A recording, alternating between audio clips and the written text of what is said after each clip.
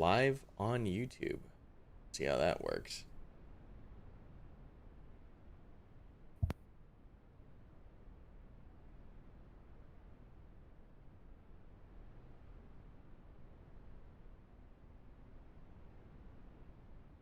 All right.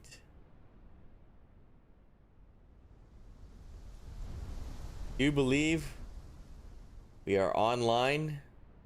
Getting some good feeds. Can you confirm over there, Musical? It does seem like everything is live at the time.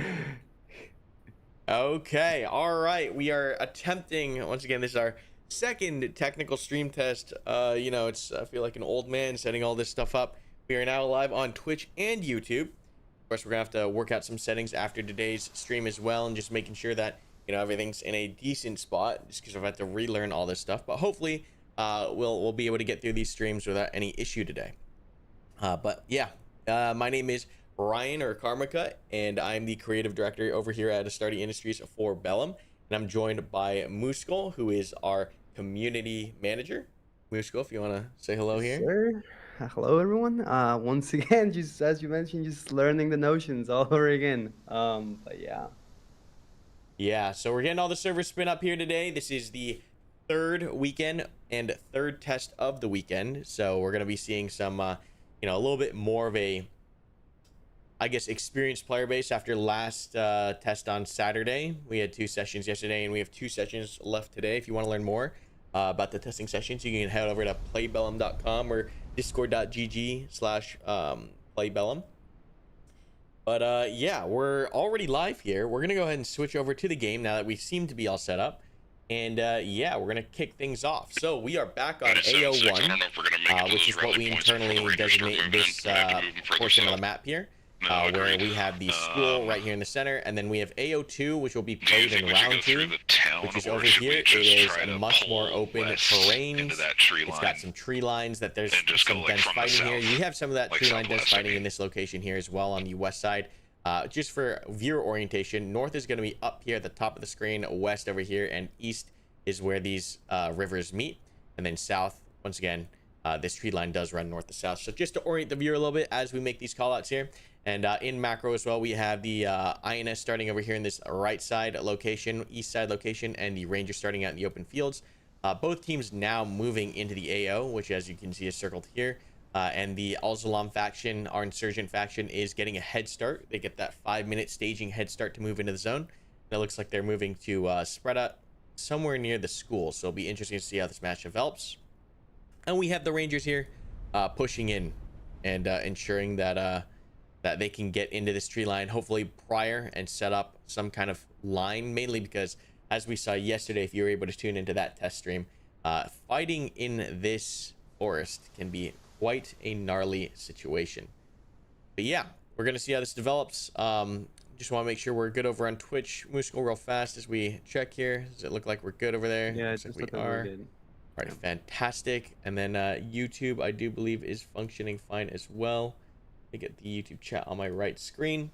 But yeah, we are in closed alpha essentially over here at Bellum. Bellum is what we consider the next gen as far as tactical platoon shooters are concerned. We're trying to fix a lot of the problems that exist. We're trying to introduce new styles of play and just kind of develop the scene a little bit, because I do believe that we think that a lot of the gameplay has gotten a little bit stale. I think just the genre needs something new, needs a little spice to it.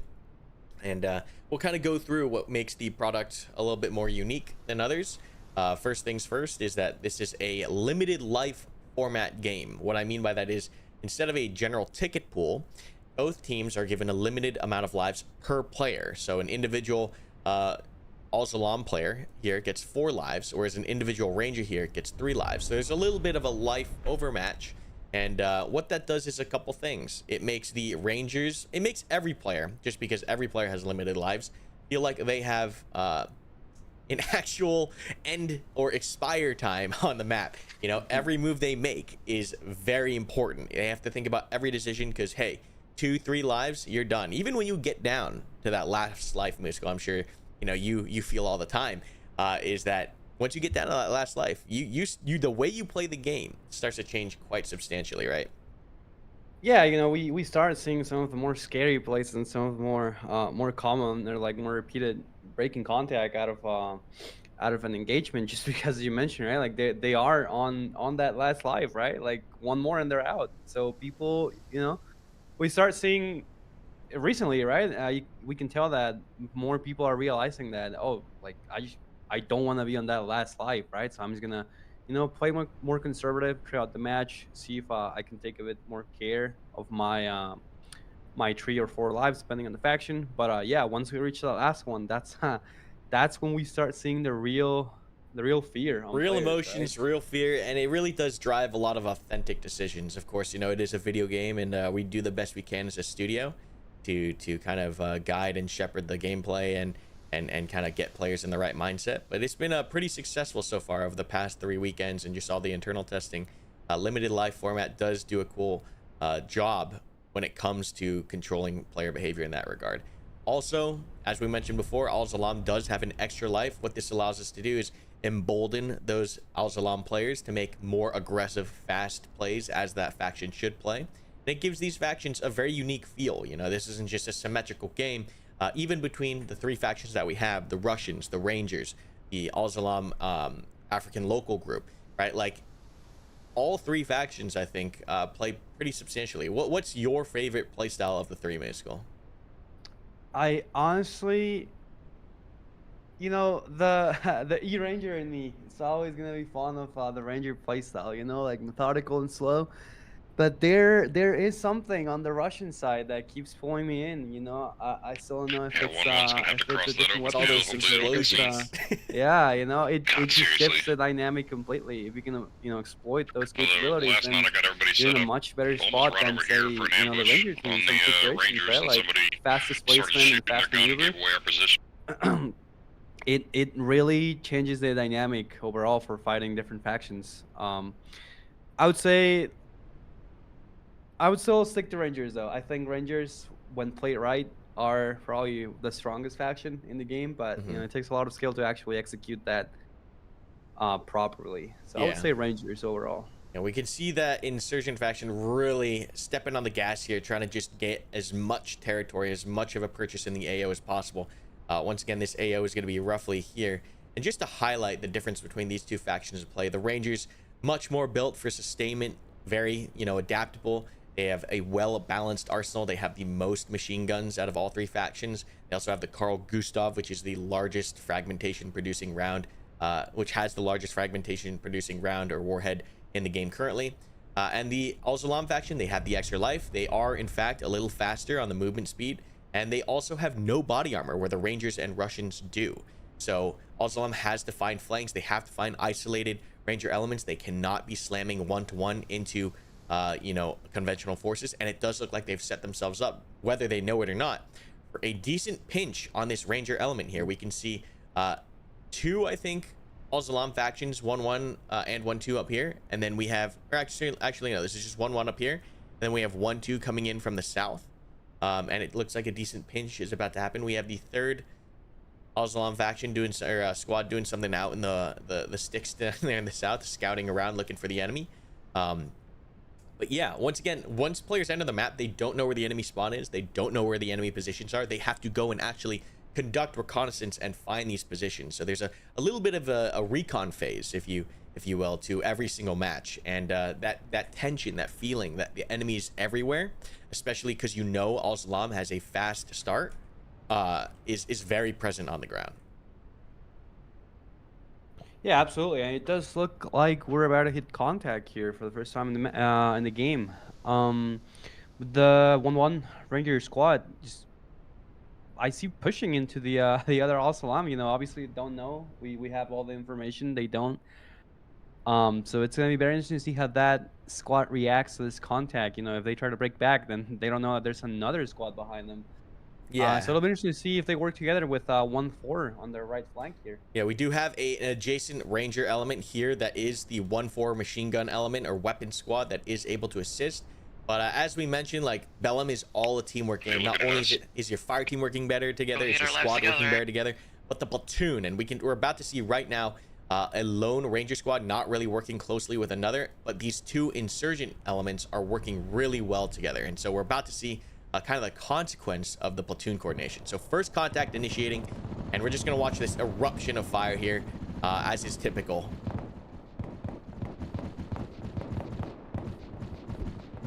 So it does look like both sides are engaging simultaneously. The question is now, can the insurgent faction close the gap and conduct or essentially cause enough casualties to kind of immediately tip the favor to them? Once again, the longer this engagement goes on, we see that 1-4 weapon squad now moving into assist 1-1.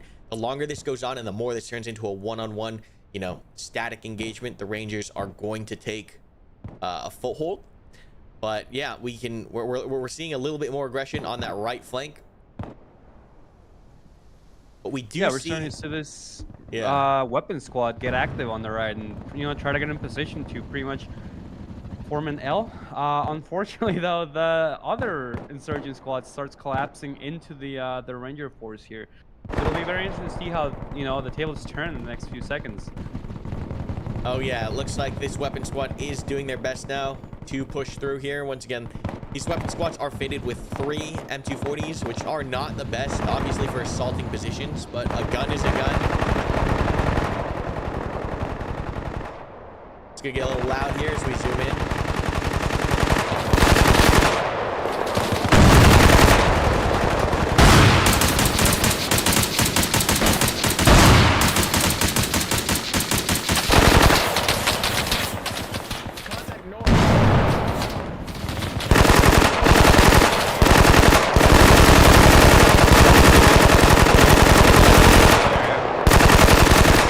Again, like we mentioned this yesterday, right? Like those 240s, pretty much the most casualty producing weapon in the platoon.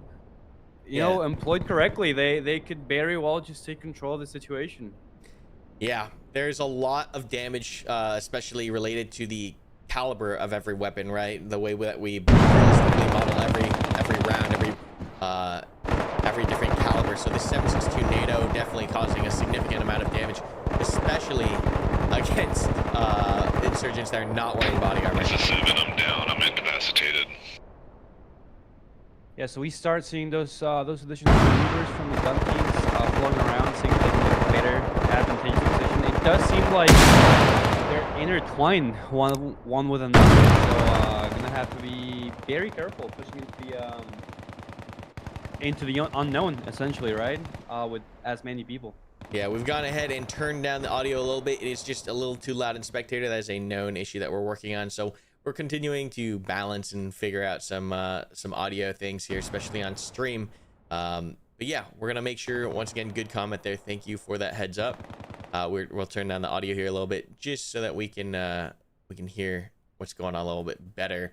But yeah, it looks like this Ranger element was able to collapse together and essentially demolish these two Al-Zalam elements. They were not able to capitalize on that initial engagement, and it does look like Rangers will take the first well, it's still 50-50 down here on the ground where 1-1 is, so it could still end up being a slight win for the Al-Zalam faction, or Red 4, on this engagement. 1-4 here is still cleaning up the remainder of this 1-2 element, and this was pretty lopsided with this Ranger weapon squad. And now 1-2, we can see that Ranger, another Ranger squad coming in here to assist as well. Rangers really closing in as a platoon and working well together. And we can see how now the Al-Zalam faction is going to have to figure out a new plan. And they have the freedom to do so, right? They're going to have to back off here, kind of reset, reorganize themselves, and figure out how are we going to, you know, kind of crack this nut? How are we going to tackle this puzzle? Because once the Rangers are in a position where they're all kind of together and supporting each other, it can be very difficult to hit. Yeah, absolutely. So yeah, we start seeing the rest of the Ranger element trying to get in position here and see if you know, we can pick some of our guys up. I see also some insurgents are pushing back and just, you know, getting some distance during their casualties as much as they're able to.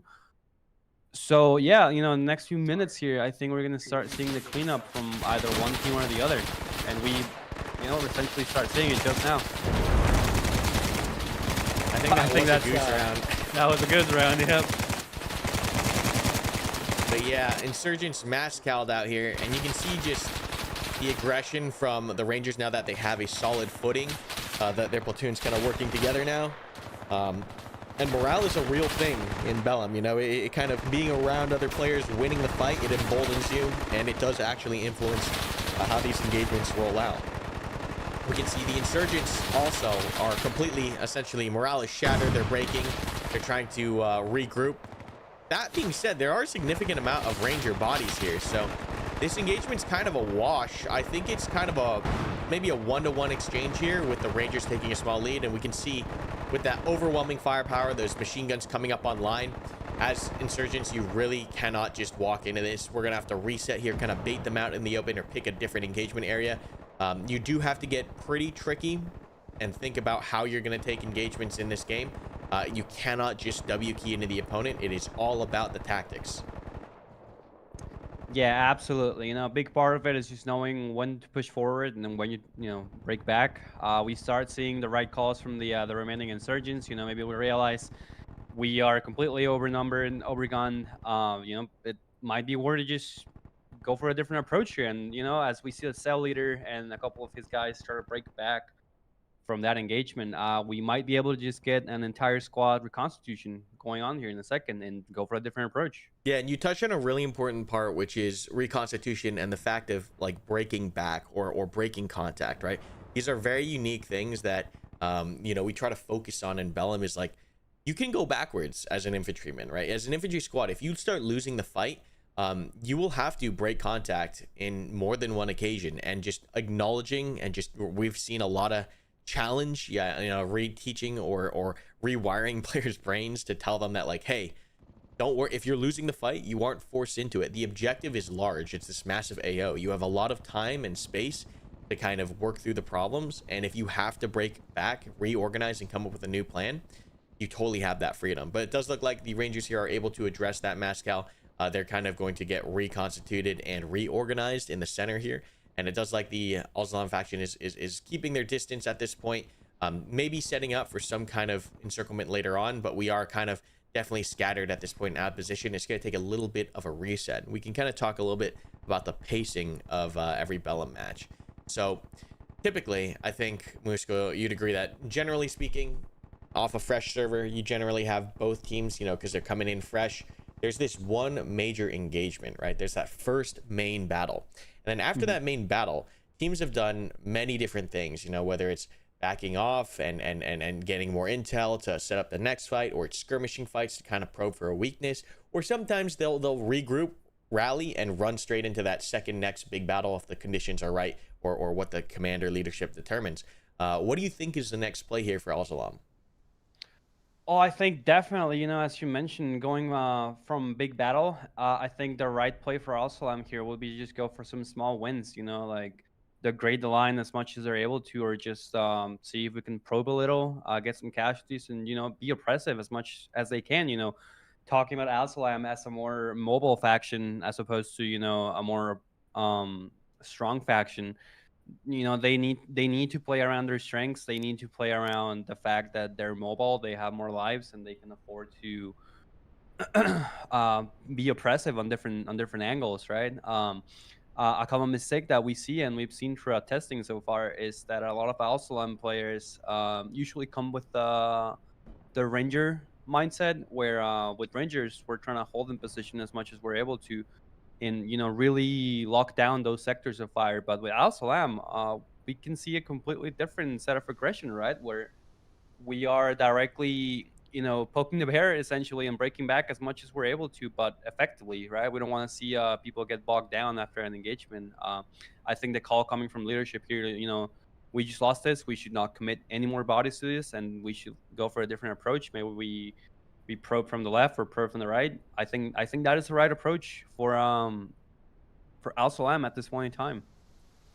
Yeah, most definitely. I think it is also really interesting how, just a reminder that these are brand new Bellum players, from our analytics internally, from yesterday's test. Of course, we're still having to wait for the numbers to come in today, but essentially 50% of the players, 40 to 50% of the players that are playing over this weekend have just jumped on into the experience. So seeing how well, you know, our design is holding up, and just knowing that we have achieved some level of, you know, platoon level tactics straight off rip, right, with brand new players, is definitely very exciting, you know, for the team. You know, I think you were there, Musical, the first time we ever had one of the one of the tests, and we saw like the platoon tactics come out day one. It was super eye-opening. It was super cool. And like a lot of people say, oh, you know, these are milsim hardcore players that are like using units, and they're coming in as big groups, and they're working together, and this is like organized play. It's really not. Even if you head over and you read some chats in the Discord, like sometimes we're seeing people go like, this is my first milsim experience, this is insane. And it's a combination of the fear, the organization, the game mode, all these different factors really are able to bring out this authentic level of play. So it's definitely a fun experience. It's definitely really cool to watch. You get a different, and we should probably talk about that a little bit, Mystical. Maybe you can speak to a little bit how the difference is from this top-down camera to the first-person experience on the ground here now. Yeah, I mean, it's a completely different experience, right? Like we have all the information. Be that as it may, we know everything that's going on. We know everyone's exact position in the ground, though. You know, the obfuscation that we have, you know, the fog of war, it's pretty hard, like really go from one to another. You know, we know exactly what the Ranger squad on the left is doing, but you know, this insurgent squads that are just holding it down have basically no knowledge of this maneuver going on the left.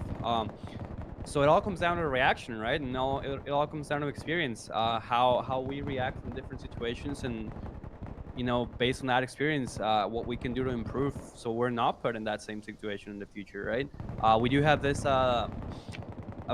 almost like containment insurgent element on the right, that's probably gonna clash with this other maneuver element from the Ranger side.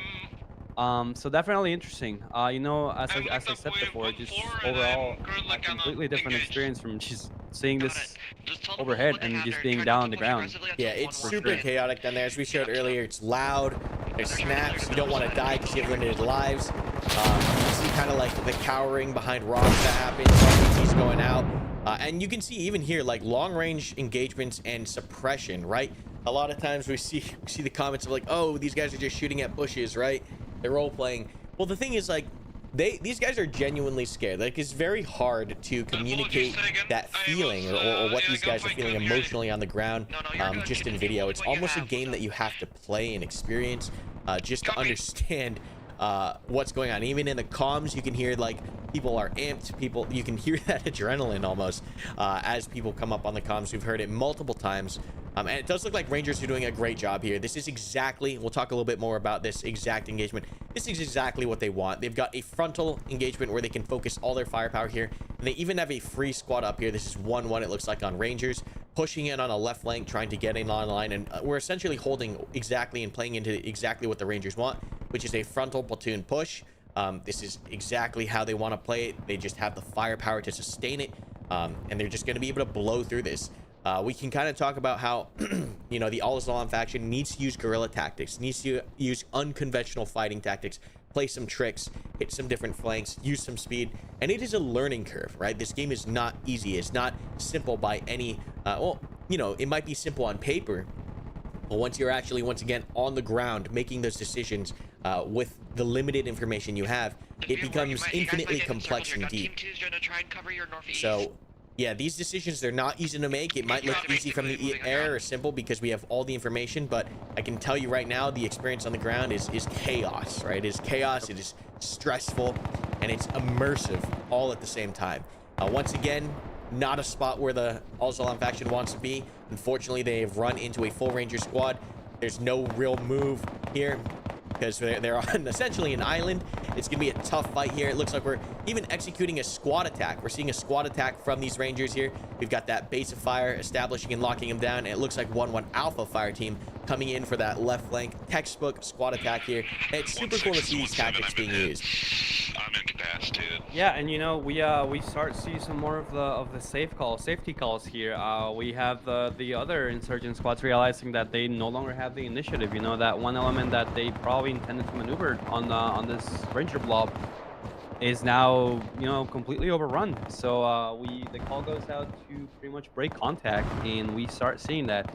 Unfortunately for insurgents, that is going to be the second time they've We lost a minor fight. I wouldn't call this a major fight yet, but we are definitely shaping up for the second large engagement of the match here. Yeah, definitely we're entering that skirmish area a little bit. Rangers taking a couple wins where they can here. Definitely, you know, affecting, we can see just a few casualties on insurgent side that Rangers have pushed through and are now securing.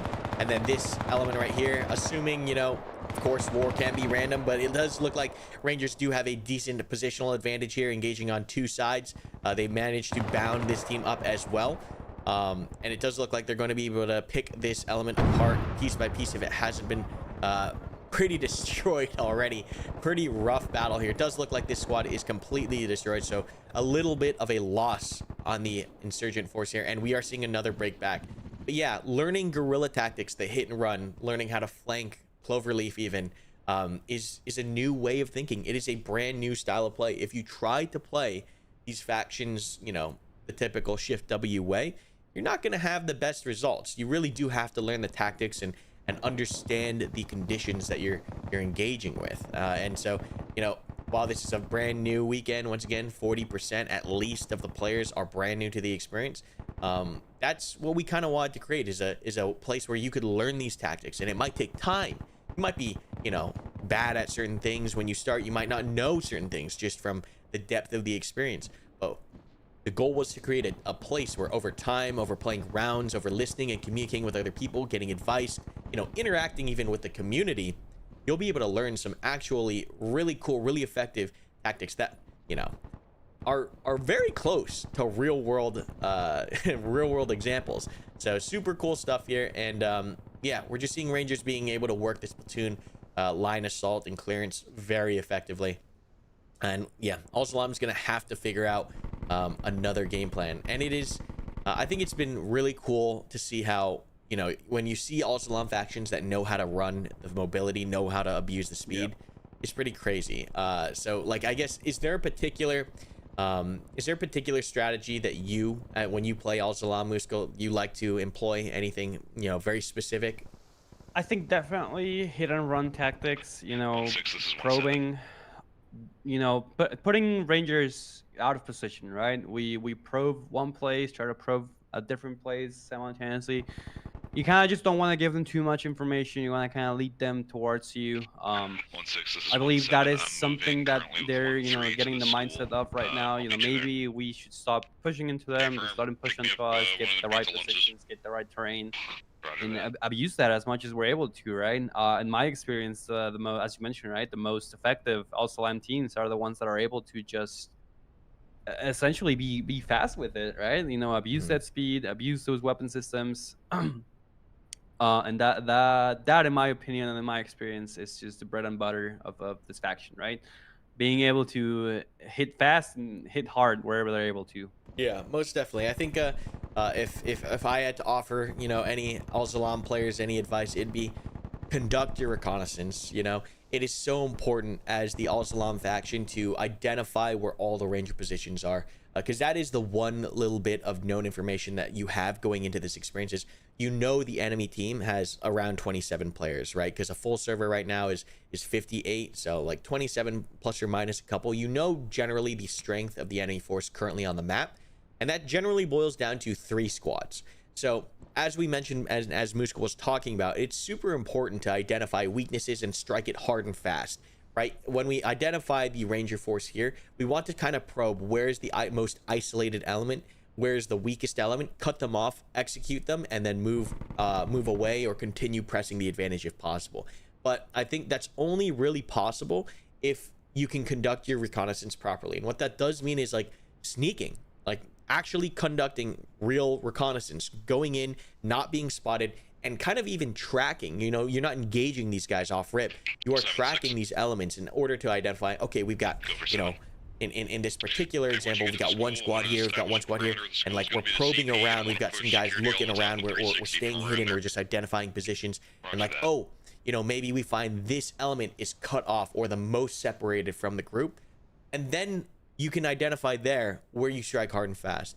But I think even off the first engagement, Muskul, what we saw was this initial one here, like they didn't really have that much reconnaissance conducted, and they tried to strike hard and fast like immediately, without knowing where the other elements are, and those other ranger elements just ended up collapsing into them, right? And we can see how knowing where all the pieces are on the board before we start trying to take one off can be super important. And learning reconnaissance, that's a whole new gameplay loop, right? That is a relevant gameplay loop in Bellum. It's not just a gamified mechanic. Knowing where the enemy is, knowing where the weakest link is, and striking it, like, that has to be work that's put in on the ground level. And it is difficult, right? As we said, on paper, you look at it, oh, it's just a circle and we're TDMing inside and we're just killing the enemy players. But because of how teams stick together, because of how the game has been designed, all those small realistic tactics, realistic techniques and procedures, they are effective here. We've seen even a squad attack already occur. So we're interested to see what else we can see. We've seen a platoon line push and clearance of this forest.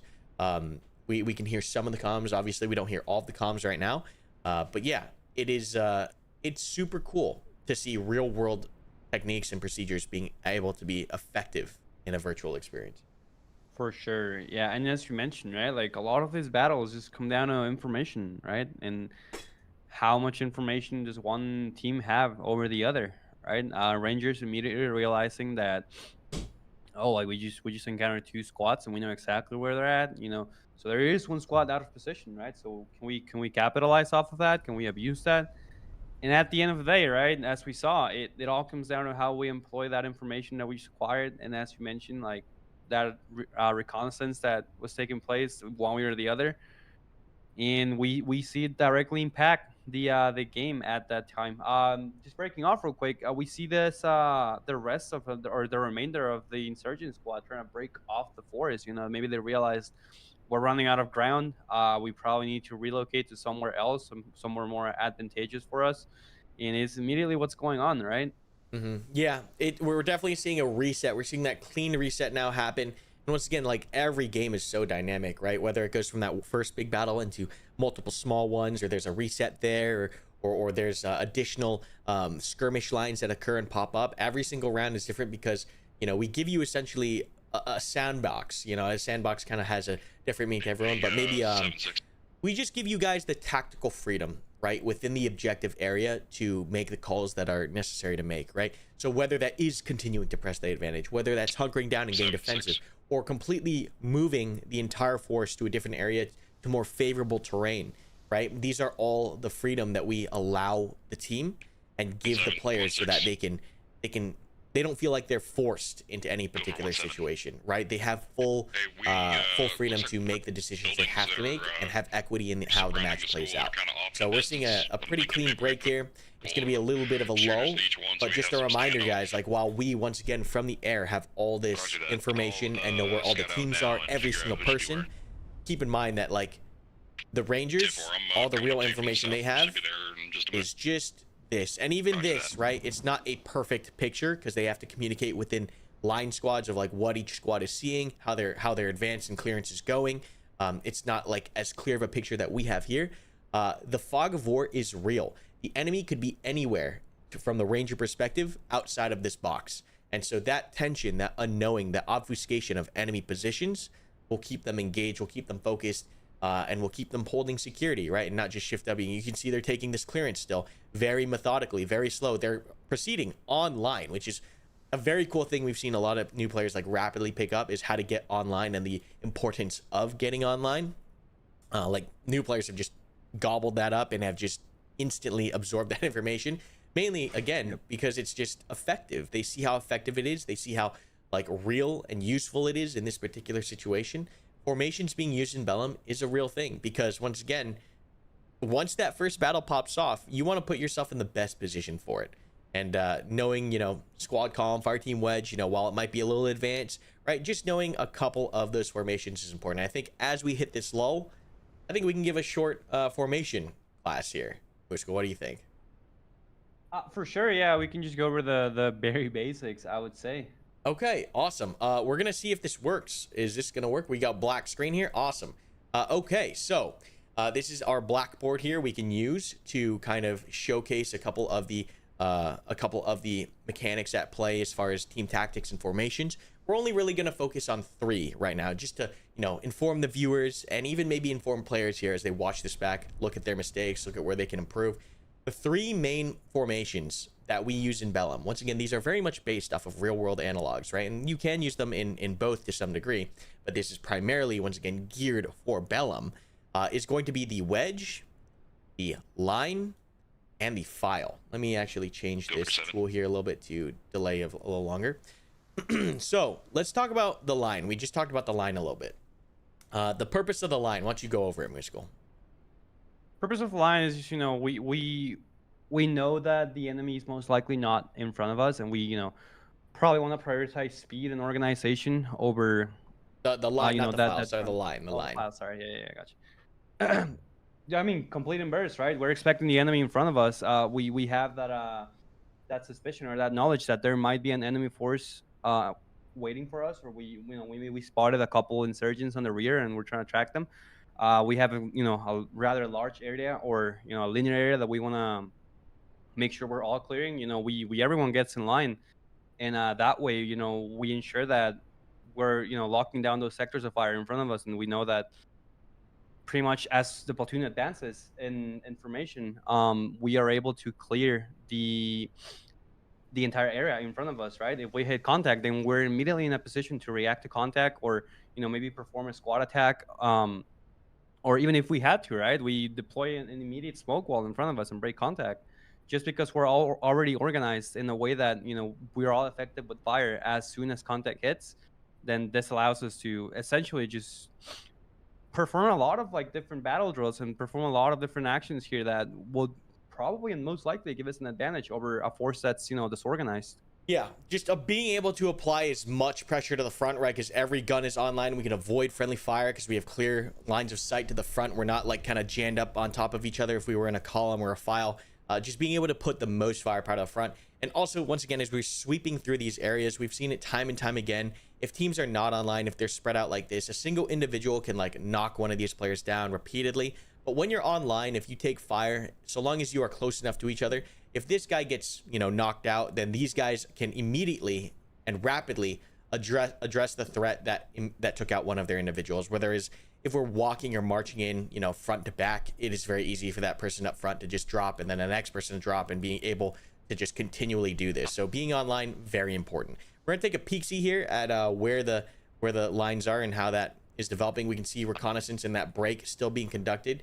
Both teams are going to be kind of feeling out the remainder of the map and trying to address. It does look like, once again, we're seeing a shift in strategy from the Al-Zalam faction. Instead of these small micro attacks, they have reorganized themselves, and they're kind of preparing to fight over this different terrain on the northeast side. But yeah, we can continue here with the Blackboard class simply. Let's go ahead and talk about the file, right? And that's front to back, the purpose of the file, Musical. Yeah, as I was mentioning before, sometimes we want to favor speed, and we want to give some things up in favor of speed, in favor of maneuver. Maybe we, as I mentioned, we had that confirmation, or we don't have any suspicions that there's an enemy force in front of us. So maybe we want to prioritize getting in position quicker, or we want to prioritize maneuvering on someone else quicker. And we say this time to time, people take the file and then they employ the 1-6 is a 1-7. The fire team wedge, right? And then they put the entire squad in the file, and then we have pretty much a good setup for a lot of maneuvers in Bellum overall. I remember when we started seeing all of this new players pour into the game, we were not seeing that many formations, that many maneuvers. But as the game has matured a little with some of the more older player base, we start seeing this more, I don't want to say complex, but this more elaborated spoken with 1-1 lead. He's formations.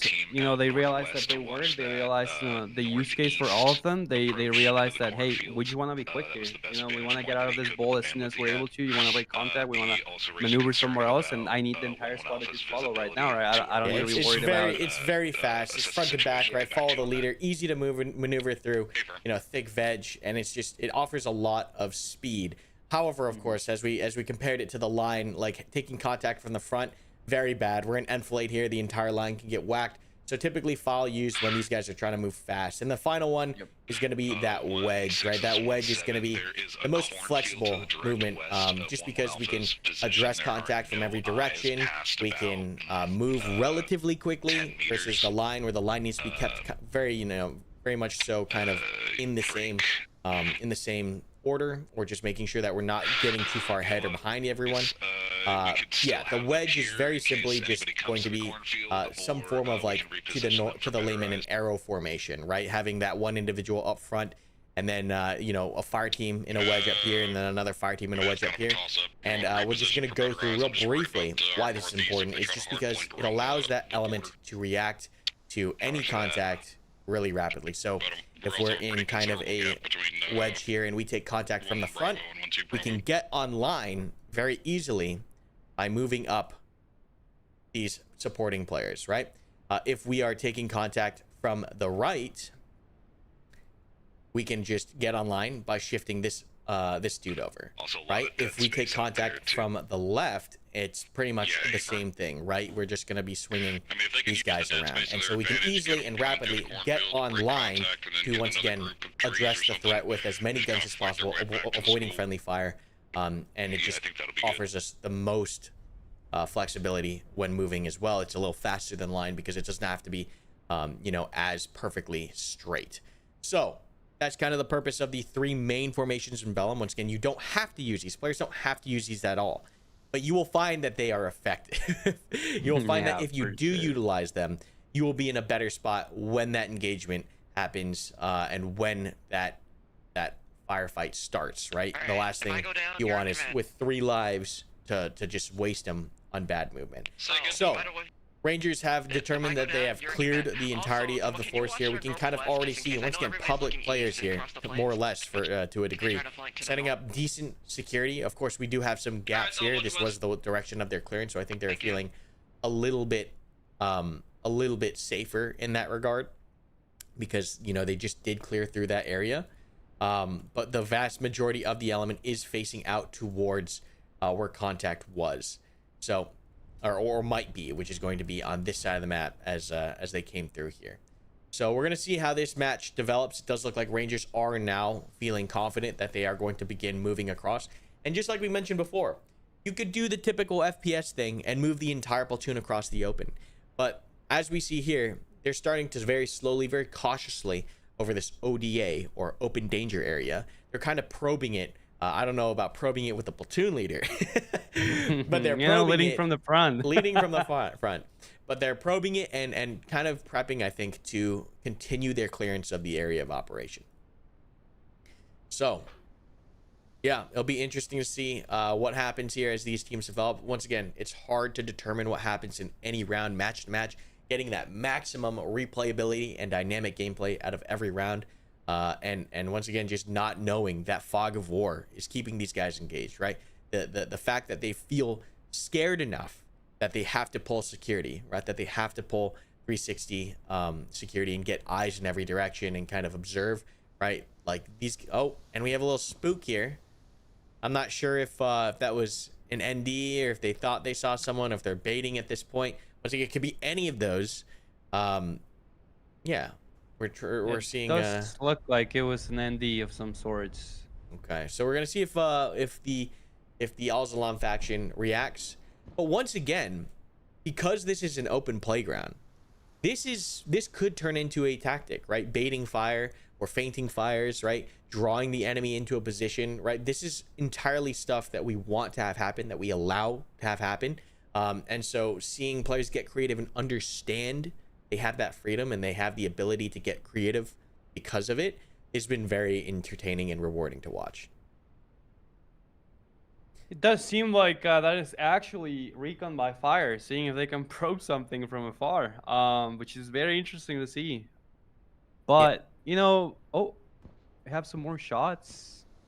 Does seem like it's still, yeah, it is 100% recon by fire. So very cool. We're seeing recon by fire in this experience. For those that don't know what recon by fire is, these guys are essentially shooting to provoke a response, not necessarily knowing that there's enemy in these areas. They're shooting at known positions to try to provoke something and find out, once again, that information, right? For example, if they're here and they can just shoot a couple shots not knowing that there's anyone in here, but these guys somehow respond and open up on that recon by fire, we have gained information that, okay, we know where they are now.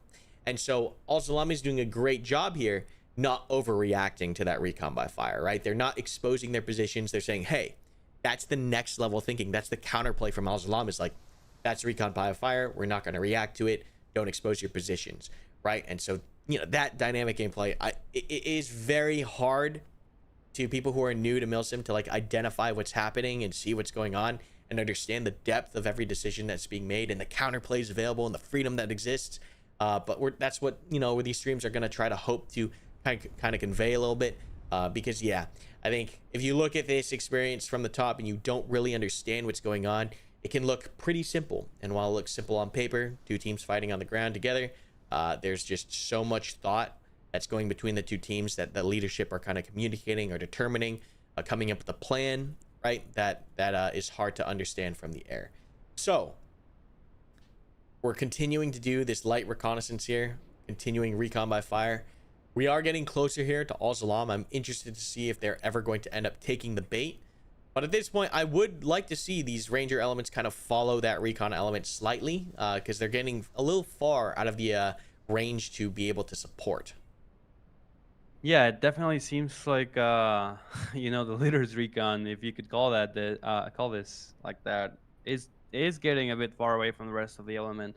Very interesting to see if they actually hit contact, that the rest of the platoon can maneuver over to them. But as we saw before, our Rangers are in a good spot overall with their manpower, winning 2 engagements like that, even though they were small. It definitely gives them the wiggle room to pretty much ensure that they are in the best position to engage the enemy if they do so find them here. And it does look like Al Salam is able to recompose themselves. They look like they're reorganized and after that first engagement. And there are some opportunities here now with the Rangers kind of overextending to pick up on or create even the next fight. We'll see, like, generally these large battles start very small. Like, one small element hits another element and then everyone kind of collapses. And so that's why so much thought goes into how these guys are moving and like how they're approaching that first engagement, because once that engagement kicks off, it doesn't just end there. It usually snowballs into a larger problem, a major decisive battle. And that's why we see formations end up being used, is because just naturally at the ground level from the player perspective, it is the meta thing to do. It is the best thing that they can do for themselves and for the team, is to separate themselves properly, maintain security, move out in a formation. It just makes sense. It's not necessarily them forcing it or role playing it even. It is just the best tactical thing to do in this situation. Yeah, absolutely. And I think that's a very big misconception, right? Like, where as a spectator, you probably see some of the things being done or being said, and you're probably like, oh, like, maybe this is just role play, or maybe they're just role playing. But there's a reason why a lot of these things work in the real world the way they do, right? It's because they are developed for real warfare, right? So applying those actual concepts to a layer like this, to a game like this, doesn't necessarily mean that the people are role playing. Maybe they're just applying the things that are true and tested, to some extent in real warfare. Yeah, I don't know, what do you think of that? Yeah, that just goes back to like the game design in Bellum. And the game design in Bellum is very subtle, right? It's very subtle things. The obfuscation of map information, how loud the sounds are, how the medical works, why there's body armor, why there's wind and ballistics, why the fragmentation is done the way it is, right? Why the squads are hard locked and organized, and the comms are preset, right? There's a lot of very subtle design that goes into Bellum that gets players without us interacting, right? We just drop these players on the map and give them the game mode.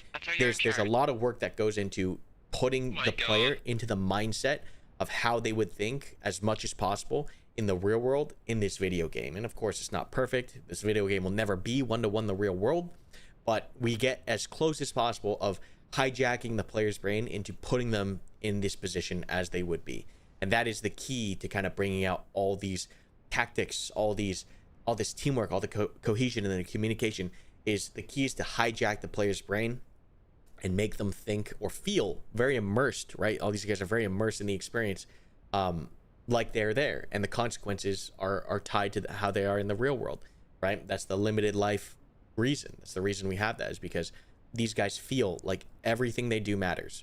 Every death, every play, every assault, every movement, like it all could end their experience quicker, and they have a responsibility over their life. And so it's really cool to see even new players, as we mentioned before, time and time again, kind of adapt to that. Yeah, absolutely. It does seem like right now, just from listening to the comms and listening on the ground a little, that the Ranger platoon is kind of like trying to get back in position. And it does look like also Lamb's also sending some probing units, seeing if we can, as you mentioned before, getting that reconnaissances, getting that information, that intelligence. It does seem like they're doing the exact same. We'll have to see if they actually hit contact first or what happens here in the next few minutes. But we're starting to see some small elements, try to push forward and get some more ground into this bowl on the tree line. Yeah, definitely. As we've talked about this in other AARs and such, but there's a lot to do on the map, right? Like especially if your whole platoon is staying still, and this is once again is a a quote unquote skill issue or a learning curve. Like you can still be active on the map without being decisively engaged or trying to look for decisive engagements, right? Whether that's sending out a fire team to do some probing, whether it's sending out some buddy teams, even as Al Zalam, right? You have that life advantage, you have the mobility advantage. Yeah, you might want the main body to act as a entrenched defensive position or try to set an ambush, but you have the freedom once again to say, hey, I want you two to go out here and just look around and identify any enemy positions, because yeah, while both teams could, right, once again they could anchor themselves and not move anything at all in these positions. The advantage of sending out the probing movements is that you could keep the majority of your body in either position, but you could identify the enemy position with very little resource. And once you identify that, you can even have them probe the line even more. You can identify the weakness, and you have more information than they have on you, and you can act on that information. And once again, it's not really tangible. You don't see it. It's not flashy. But these are like the unique gameplay opportunities and play styles that are available in the experience. So being able to like understand that, hey, you can actually go and conduct actual reconnaissance that is of value to the main force. Like no game I think really has that kind of gameplay loop, and so seeing players kind of learn it in Bellum is super cool, because it is a very powerful part of actually conducting these engagements that you don't really get to experience or try or test or even learn elsewhere. So we're seeing some of that from the Ranger side here a little bit. We're seeing them kind of spread out now and try to probe, and we're seeing Al Zalam kind of hunker down once again. I would kind of hope that this would be reversed a little bit. We can kind of tell Al Zalam packed with probably a couple of new players, not really understanding the nuance of the faction, or being able to leverage the strengths as well as they can. That's completely fine, completely normal. As we mentioned before, 40-ish% of these players this weekend are brand new to the game. It is cool to see the game is growing even in a closed alpha period at such a rate. It is really cool. But yeah, these guys are playing very cautiously. They have to learn that it's not just your typical FPS game. There are definitely tactics and things that you should utilize to squeeze the most value out of your experience in game. So that's what we're kind of seeing here. We're seeing these elements kind of move around, and I think Rangers are gonna identify, the weakness or the position of Al Zalam here very shortly. Once again, though, we're gonna see if they understand how to hold that restraint, right? Are they going to be able to identify that enemy force and not shoot? Because a lot of players, the second they see an enemy, they open up. And if you're spread out like this with recon elements or probing elements, the last thing you want to do is have them engage, right? And maybe they engage if they're at the fear of losing their lives, right? Or they're compromised. But the goal at this point right now, we're seeing that kind of recon element from the Ranger is they're probing all areas of the map. Hopefully they can identify the Al Zalam positions first, and then once they identify those positions, come up with a plan and kind of crack this nut, work this puzzle that the Al Zalam faction has set, which is a pretty decent linear defense line. Yeah, absolutely. And as we mentioned at the beginning of this live stream, we at the as we continue getting low on lives, we start seeing players play more conservative and play more scared, right? And I think that's vastly what's happening here to Al Salam. We already have a handful of lost engagements. We're probably you know, I would say around this point, probably 60% or even 50% manpower at this time. Probably thinking like, hey, we should just play as conservative as we're able to, you know, see if we can catch them on the bail and, you know, try to abuse that. But yeah, I don't know. What do you think is going through insurgents' brains right now? I Because think we're it's we're definitely definitely seeing a that. lot of bunkers. Yeah. I definitely think it's that. I think, you know, losing that first main engagement and then not really having any successful skirmishes after. I think the morale is low, right? The life differential is has widened substantially, and it's causing, once again, we're seeing that real morale effect on the players happen right here. They're playing scared, right? Because they know they've lost some battles. It's been a tough battle. But like right here, right, with the Ranger platoon spread this far apart, this is when you do need to get aggressive, right? You've done whether they know it or not, by hunkering down, they've been able to force a reaction from the Rangers, and the Rangers chose to spread out, but they don't have any recon elements in position to identify this opportunity. And that's why we talk about how intel is so important, reconnaissance is so important, because you can't even see, once again, fog of war. These guys don't even know that the Rangers are spread up because they don't have elements in position to identify that. And so if they were able to identify, okay, they're splitting the main force, they'd be able to isolate and split the Ranger element. But now we're looking like we are going to run into that next engagement. It does look like it's going to be a 50-50 here, depending on if Al-Salam can determine what side to shove first, right? They could, if they conduct all of this over here into this section, they could overrun these two elements. But if they wait too long, once again, and they let the Rangers set the conditions for their engagement, and they get pinched and Rangers take the aggression, this could be, once again, a platoon-on-platoon engagement, which is not what Al-Salam wants, right? So they have to identify right now is like a great opportunity. Okay, but we need to have those recon elements out. We need to gather that intel to know that the team for the Rangers is split. And once they're split, divide and conquer, right? We can shove an entire platoon over here, annihilate this rapidly, right? Speed is key before these elements can even join or engage simultaneously. So once again, understanding the importance of reconnaissance, the importance of intel, but not spreading yourselves too thin out to conduct it, right, is super important. So yeah, we see definitely the Rangers know where the Al-Salam faction is. I think what the Al-Salam faction just did was intentional, where they tried to bait them in. We saw both these elements from Al-Salam move up to the edge of the tree line, engage at range, hit and run very clearly. Very good job. We saw already learning learning and adaptation and evolution from the players, where they moved up to try to bait the Rangers in. They shot, and we can see Rangers are provoked. They're moving in, and Al-Salam is trying to reset their defense line here. So Yeah, and super cool we see tactics. this we see this Ranger, this small like probing element from the Ranger side immediately break contact from the on that right side, the platoon leader and the hat team leader trying to just, you know, get some space. We know where they're at now, and as you mentioned, you know, they're probably playing into insurgents' hand at this time. So it'll be very interesting to see the next few minutes how the Ranger team reacts to you know, essentially walking into a linear ambush from the insurgents. Yeah, the question is going to come down to is, will the defensive position offer Al-Salam in this position enough of an advantage to take the Rangers head on? Because that's what's going to end up happening here. Is we're going to see a head-on engagement. It's going to come down to building clearance and CQB, and once again, super cool to see how you never know how every match is going to end up. It could be 1,000 different results or battles over different pieces of terrain every time you fight. And like, yeah, we're seeing that happen now, where that was very much a deliberate bait for the Rangers. They're drawing them in.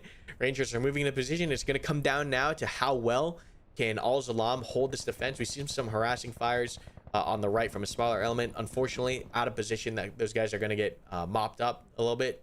So whether that was a recon element that was caught off guard or whatnot, definitely in the wrong place at the wrong time. But yeah, Rangers are now moving in, and like I said, the opportunity to slam an individual line or separated squads is kind of closing. Rangers are tying in their elements and getting ready for a clearance of, I believe, this village. So yeah, some teams just still getting caught out in the open. Rangers are beginning to make their main effort. I think this is the main effort in the tree line here. Al-Salam engaging at this point in time. And we're going to start seeing this clearance occur. But this is going to be a very frontal engagement. And it's going to turn into a bloodbath. We see, Yeah, you can see how absolutely. low morale is on the insurgent side, or maybe this is yet another break back opportunity. But they're abandoning these defensive positions on the right flank already. It's just super interesting to see how much morale plays into the experience. Yeah, and as you mentioned, we probably start giving up those positions in favor for in at some point maybe even the school, right? Like we just want to hunker down at the school being probably one of the most defensible areas in this side of the AO. But we still see this these two insurgent elements. He's trying to hunker it down, trying to get some shots in. Maybe fire some RPG rounds, seeing if we can, delay the main assault as much as we're able to, and make them spend as much resources, right, as they're also able to in this close in the meantime here. We are seeing some movement happen, actually. We're seeing that team that broke back from those buildings. They're going to try a right flank maneuver. Now, it's going to be very interesting how this goes. The terrain over here on the right flank does open up considerably. If they're able to do so without being spotted, which means I would probably have them go a little bit wider if they could and follow the actual terrain here. This is a pretty decent opportunity to catch this element split from the main force still. Rangers have not completely tied in both flanks yet, and there is a gap that is kind of harassed by these elements here.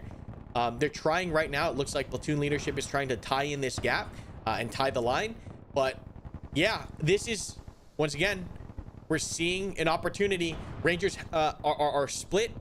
Al-Salam has the intelligence that there's an element here and an element here, and we can see how having that intelligence, having that actionable reconnaissance, we are now seeing an aggressive play, and this could be what Al-Salam needs to turn the tide of the match, right? Because if they can move fast enough and cause a mass cow here, Rangers have less lives than Al-Salam. It will almost force these Rangers to move to assist and provide aid at the mass cow. So yeah, and having some casualties currently right now on that SPF position from 1-4. Oh, it does seem like they spot them rather quickly, but having some of those casualties already down could definitely play into Al-Salam's hand here, allowing them to be even more aggressive. Considering they are already occupied with, treating some of those casualties and also getting security, being even engaged from a different angle altogether. It's going to be very interesting to see how insurgents capitalize off of this, little event here. yeah, I have to say, Al-Salam really rallying here as much as they can. They identify even overmatch on this left flank, identifying, hey, we don't want to go head to head here, and breaking after they've fixed and harassed these guys, locking them down into place. And that is exactly what needed to happen. Even these few couple sacrificial elements from 1-3 causing a couple casualties on 1-4. Once again, as soon as those casualties go down, people in this game do not give up because they have limited lives. So it forces this Ranger element to maintain security over the casualties, and this could end up being the engagement that Al-Salam needs to flip the match. It's going to be pretty wild here, getting very close. I'm very interested to see how many casualties Al-Salam can conduct on the initial engagement. They have perfect positions. Rangers are looking the opposite direction. No one in rear security. It's all going to come down to this engagement. This will snowball, I think, the rest of the match. Yep, and they're getting ready for that engagement, trying to get an RPG lined up to their current position, seeing if they can get a critical hit and then initiate with the rest of the guns, or follow up with the rest of the guns. So definitely good trigger this. There it goes. Unfortunately, it misses, but the fire goes down. It's still a very good initiation. Rangers caught unawares. I would have liked to see a couple more grenades, but this is a good engagement. A little late. We can see some of those gun teams had already moved off and out of the zone. That opportunity did slip a little bit, but we have a significant amount of Ranger casualties here. Insurgents just need to be controlled with the advance. Don't throw it away getting too aggressive now. They have to be very careful. Yeah, they seem to be maneuvering another element into the area. This is exactly what they want, though. More rounds sort of come in from the, I believe that is still the insurgent squad. Trying to get some more RPGs inside that little bowl. Rest of the Ranger squad seems to be holding, Ranger platoon seems to be holding position, picking up their casualties, and trying to see if they can maneuver into the town from an angle. So seeing some maneuvers from both sides is pretty interesting. That is exactly what needed to happen for Al-Salam. They switched and turned the aggression on, catching a Ranger squad out of position, and now we can see just how impactful knowing where the enemy positions were, knowing where those elements were separated, and being decisive, understanding we need to move fast, we need to get on top of this right element quickly, and just perfect coordination from this Al-Zam element, sacrificing some elements to cause a casualty condition here so that these guys had to stay and get them up, using a force over here to kind of fix and delay the main body. This was an excellent engagement from Al-Zam. The question is now, how much more can they leverage this? Because you have to think from their perspective on the ground, they now have a squad advantage on board. They have eliminated one Ranger squad. If they can continue pressing engagements while this squad is out, they have the numbers advantage to do so. Some counterattack here from the right machine gunner. I don't know if he's going to be able to clear out everyone, but he is causing some damage. Oh my god. He just ate an RPG. An excellent shot here from Hightower, immediately obliterating Gusto. That was insane, and I do think Happiest is down. This entire 1-4 element now wounded in action and are unable, they're incapacitated and unable to assist anything else on the board. So yeah, if Al-Salam can continue now pressing the advantage, find ways to snowball this effect, they can continue pushing their two, you know, there's one squad here, two squads here, one squad here, one squad here. They have a full squad advantage on board until you know, once again, these Rangers that are down, because of how our respawn system works, they either have to get rescued and have medical provided to them, or they're gonna have to come in from the main base. And this is time, this is an opportunity, this is a window where Al-Salam can press the advantage. So we're gonna see how aggressive they can get. They have to be careful though, they can't do it haplessly, right? They still are going up against a considerable overmatch in terms of body armor and weaponry, and pushing into the wrong position can cause issues. But this was a massive W for the Al-Salam faction. They could also, you know, kind of take the W, take those kills, back off, reset. They could do, you know, they have the freedom to do any of those things, but it'll be interesting to see here how this continues. Yeah, absolutely. You know, as you mentioned, they already gained that all that ground basically. They just need to pick up their casualties and probably go for a different approach. You know, maybe they even bait the rest of the Ranger platoon into coming back for those guys and set up an ambush on it, or maybe they just altogether break off to a different position and engage from a totally different angle. So yeah, a lot of choices for Al-Salam to be made in the next few minutes here as we move into what is shaping to be the big fight for the match. Considering we're all still in position to engage one another. Yeah, no, excellent maneuver here from Al-Salam, and it does look like Rangers understand, hey, we're not going to get baited into the Mascal. We're going to just hold our positions, and we're going to have to regroup here. They're not rushing over to provide aid. I think the call was made that, hey, you know, that element, those lives are lost. It won't do any good to push more value into this, and so they're just gonna, both teams once again getting another reset, and they have yeah, look at all these Ranger bodies here, a full squad wipe for Al-Salam, and once again that is massive because they're able to get their casualties up and stabilize them as well. So I think very few lives are lost for this exchange, and yeah, we're gonna see, you know, it's so cool because even in this one match here, right, we've seen players adapt and learn what works and what doesn't work very quickly after the first engagement. So super cool maneuver. But yeah, Rangers now have to be cautious, right? I would be very cautious making any forward maneuver because now even, right, this is, oh god, Rangers might put themselves into a worse spot. Once again, we talked about platoon coordination. We have one squad still in the force, one squad now spacing out further away out of mutual support range, and we have essentially the entire Al-Salam platoon in the same tree line. If Rangers are careless here, and once again, insurgents understand their window of opportunity, they could jam 3-1 right here, cause another issue, and snowball this first engagement. So it's going to come down to what, once again, the reconnaissance is and what that battle picture looks like to these commanders on either side. And if Al-Salam can recognize this opportunity and collapse on it, it's going to be massive for them because they will continue to keep Rangers on the back foot. And then Rangers will then finally have to take that moment to say, hey, slow down. We got to catch our breath. We got to reorganize ourselves and conduct, you know, more platoon oriented or supported maneuvers because they're getting a little bit disjointed here. That Mascal really causing an issue. And it does look like this engagement is going to happen. Both teams maneuvering closer together.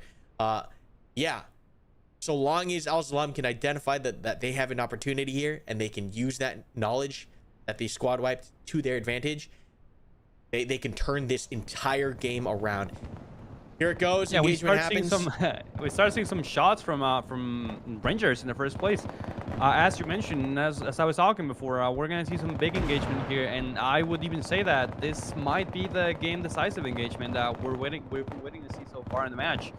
As the other Ranger element maneuvers around on the, I believe that it should be the west of the AO. The east side, so east side of AO here. East side of AO, yeah. A lot of people here. As they maneuver into the east side of AO towards the insurgent area, you know, it'll be interesting to see what this insurgent element in reserve on that yellow building on the rear does to prevent that or react to that. It does also seem like we have some other insurgent elements trying to encircle the Ranger Where are you guys thinking component from northeast? into that bowl.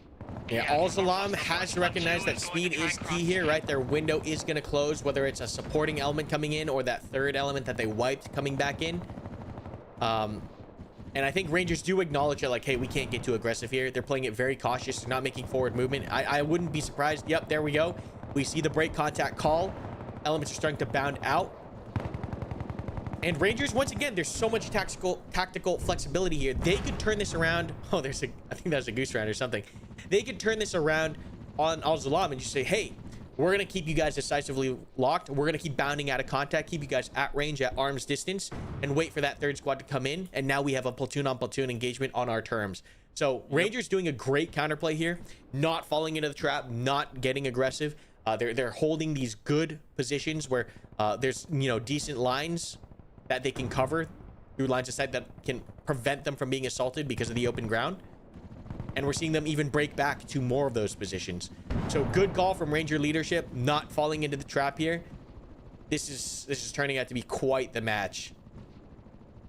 Yeah, and we start, as you mentioned, seeing those Rangers get into position to lure the insurgents forces in, you know. As we've seen all match, information, especially like in this cases, right, where we from 1 second to another we have the upper hand, and then we suddenly do not have it anymore. You know, we gotta be able to make those decisions in which we decide if we want to like keep chasing these dudes or if we want to, you know, hunker down and play a little bit more passively. It does seem like the insurgent team is trying to go for some aggressive plays behind the entire Ranger force with small probing elements, and we still have this one insurgent element on the rear just waiting to maneuver. Yeah, and this So is what very we're talking about. interesting Yeah, you always want as much value you can out of the platoon at all times. You know, having an element in reserve can work at some points, but it might work against Al Salam. They're taking a little bit too much time. Rangers doing a fantastic job stalling this out. As we can see at the top here, that Ranger element is reconstituted and moving back into the AO.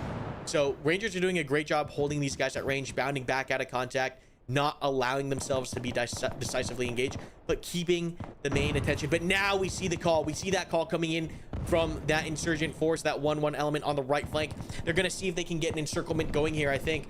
But it might be too late. Both elements have now rejoined and tied in, and it's going to come down to a Ranger defense here. It's so crazy seeing the tables turn back and forth and seeing how these platoon maneuvers do matter. Like, those tactics do matter, and the communication and the teamwork, it's the core of Bellum. It is what the game is all about. There's nothing to do but to work together, is what we like to say. And yeah, also 1-1 tried that right flank, identified terrain, and the enemy has a vote. Right, seeing this open terrain and flat ground, they're like, nope, we cannot do that, unfortunately, and making the right call once again to go backwards. Sometimes you do have to make that retrograde. You do have to turn around, figure it out. But once again, another opportunity could present itself here. Muskal, do you see what could happen here? I am not looking at your direct angle. I am currently focused on this entire Ranger reinforcement element just coming in from the well, funnily enough, that outside, is the other opportunity, right? Oh, I see. Yeah, yeah, that's exactly what could happen. Is if Al Salam, once again, this is where kind of they want to be. It's going to come down to the aggressor and why being the aggressor is so important in Bellum. If they identify, okay, 2 Ranger squads here, right? We should kind of know this from the intensity of the firefight over the past 30-ish minutes. We should know 2 Ranger squads rough here, 1 squad wiped. Where's the 1 squad getting wiped coming from? Probably the direction that we had from the first engagement, right? Because that was the first and fastest fight we had. If they can turn 3 squads on 1 and squish this. Once again, this is, we talk about how Al-Salam needs to identify the divide and conquer tactic and use it to their ability. This is right here. We have an opportunity. It's going to require some form of reconnaissance in order for that opportunity to be realized and even seen, but it's there. It's on the table. I know a lot of people think, oh, you know, Rangers are so overpowered. They're tier 2, you know, soft, like they have all the body armor, the cool stuff. It's going to be geared towards Rangers, but no, it's very much down to tactics. It's very much how you employ your elements. And if you use that speed, mobility, and aggression of Al-Salam on the proper target, you can cause so much damage against these conventional forces, not just the Rangers, but also the Russian faction as well. Yeah, absolutely. And we start seeing some of the maneuvers from the insurgent team on the left side of your screen here. Just, you know, in my opinion, they should really start to realize that they're probably not in the best position to assault a Ranger entrenched element. You know, we've talked throughout this few tests about how, you know, how lethal Rangers can be when holding down just their sectors of fire, right? Hunkering down in a couple buildings and just making sure that we're employing all of our weapon systems correctly. So it'll be very interesting to see in the next few minutes how insurgents approach this, right? Maybe they realize that we cannot push head on to fortified or entrenched positions, and we start seeing contact from we do see this contact initiated at the village here. Yep, exactly as the call needs to go out. The call needs to go out. Also needs to say that, hey, we found the reinforcing element, all squads over here ASAP. And to your note before, with the engagement on these first couple buildings, it's completely fine for Al-Salam to leave like a fire team here, maybe like a squad minus, to keep these guys busy, right, and conduct the main body to knock out this element. That's entirely a valid play. We see RPGs, OFGs, PGs hitting these buildings. This is a rough spot to be in.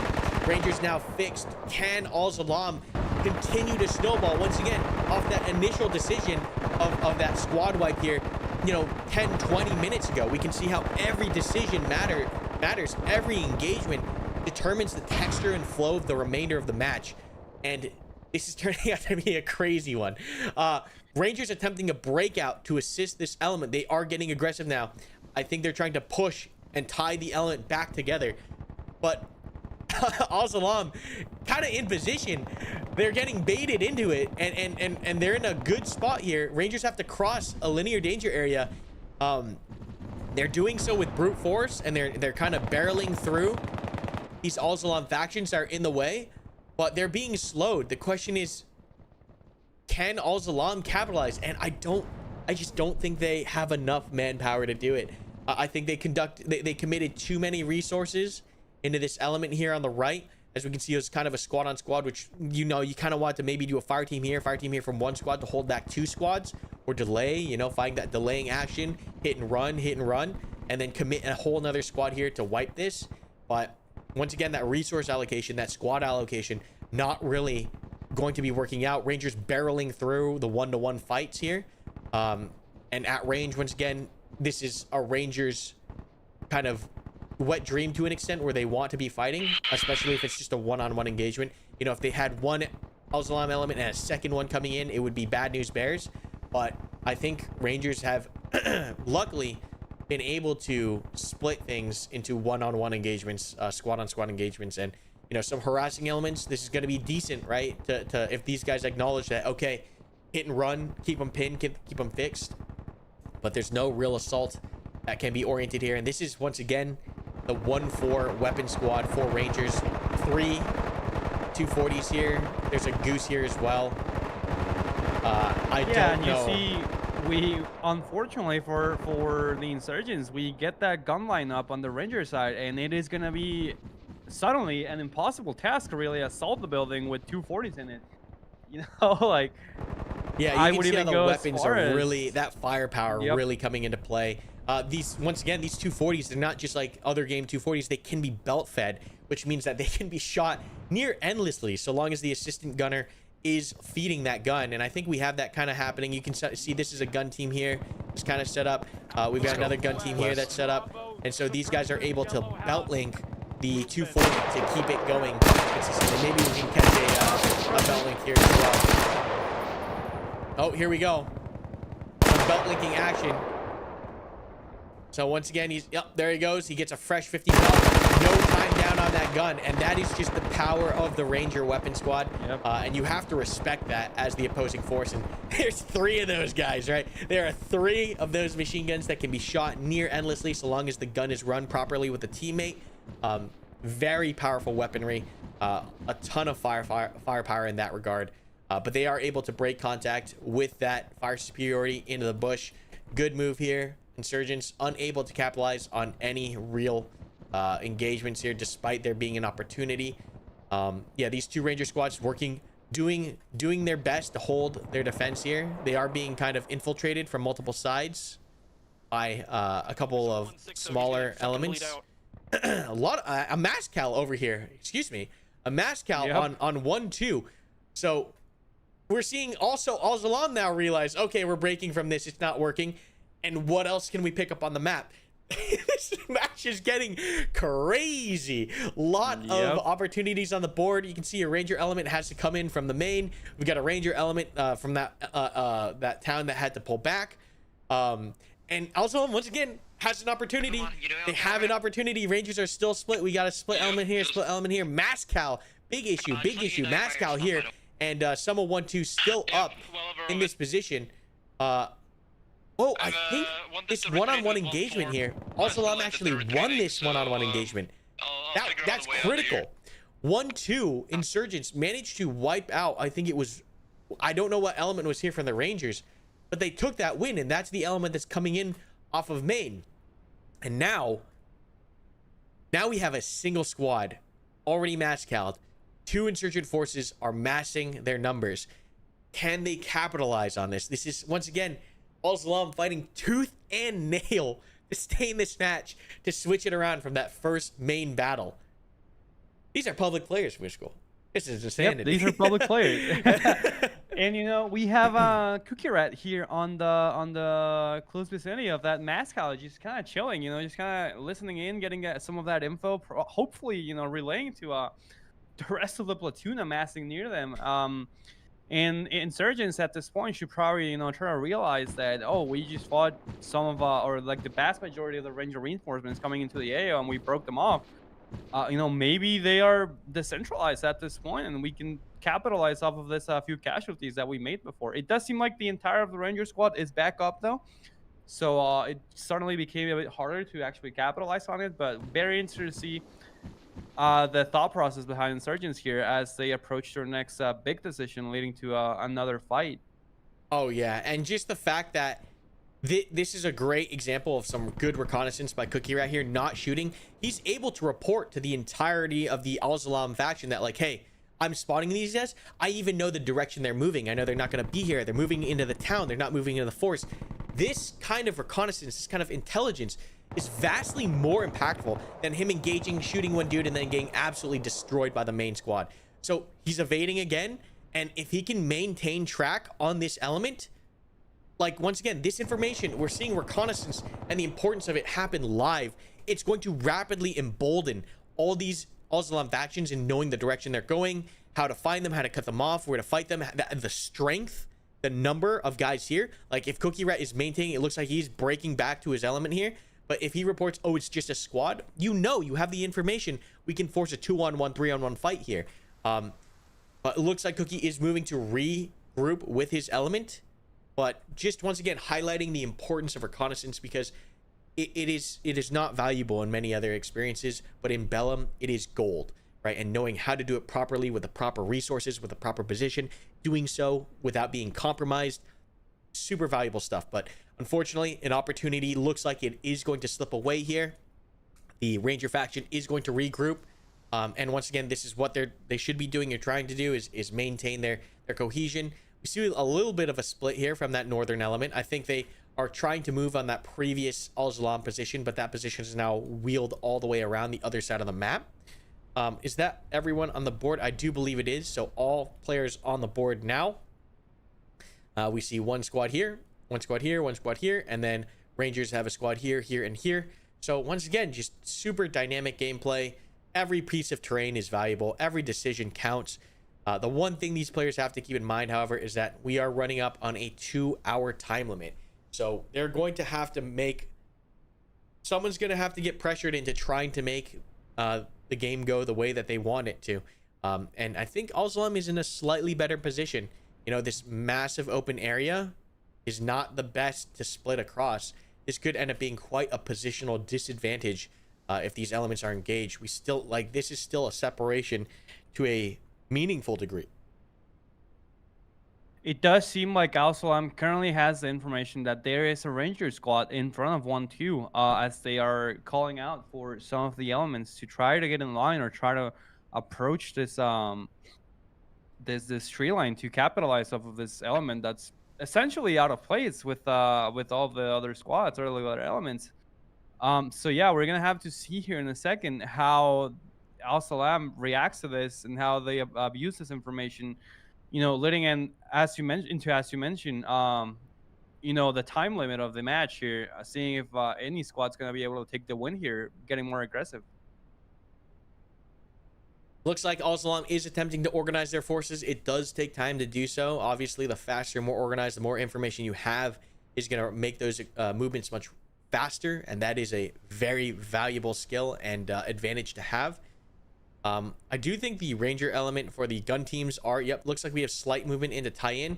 However, that element across has been spotted. Significant amount of firepower going out here. Yeah, we have those 240s immediately opening fire and denying the area for the enemy force. Very interesting to see what the 1-2 ranger squad is going to be doing in response to this. You know, considering that they already know that there's contact right in front of them, and as I say that, we do have the 1-1 insurgent element moving into position to fixate that 1-2 ranger squad. Yeah, we talked about information. Yep, we see a whole bunch of those insurgent forces now committing to this fight. This is what we want. We got to be fast here. We got to move in before these guys are able to slip away. These guys can come in, or these guys can move in closer to support. There's an opportunity here for a massive overrun. But you can see, just because these 240s opened up, Al-Salam gained the information that, hey, there's an element here. And we're emboldened to move. And Can unfortunately, no rear security for Rangers right now. 1-2 does not have rear security. They have some guys moving back, though. They must hear these suppressors. Al-Salam must hear the suppressors. I think they're trying to come in directly behind. Oh, God. They might be going for the weapon squad. I think they're trying to go for the weapons. They got to hear this. 1-3 Alpha does hear it. They start realizing that there's... Yep, we see contact. We see the walk-up behind them. 1-1's got to collapse in here. We gotta collapse. Don't go. Oh no, they're getting baited. I think these guys hear the 240s and they're getting distracted by this. They're unaware that there's a ranger squad here for the taking. Can they adjust? And we can see ranger squad out in the wind. Al-Salam has an opportunity here. Can they capitalize is the question.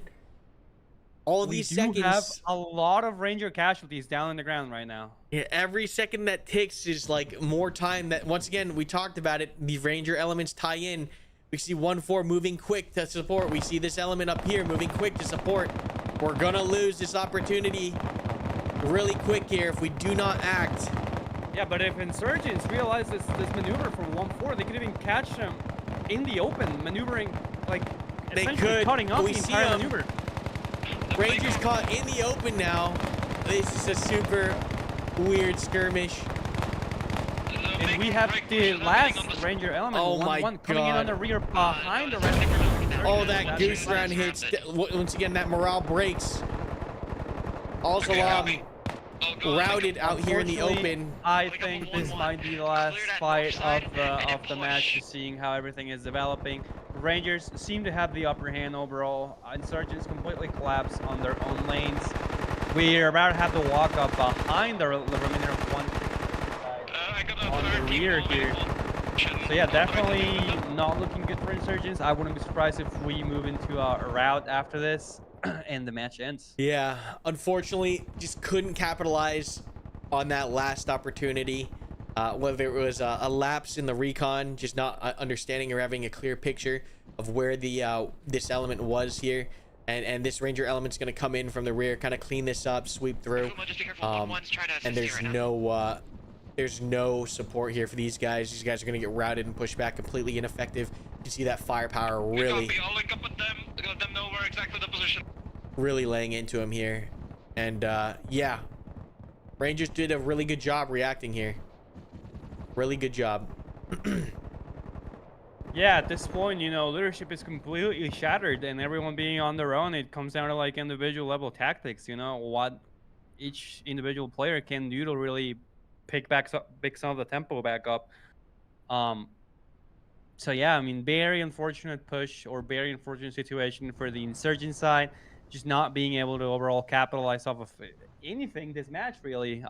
We probably saw one engagement where they were actually able to really exploit some of that information and, you know, get into the right positions to engage the enemy force. And as we see this 1-2 break contact from the current position, they're unfortunately going to be walking into a linear ambush from the Ranger side.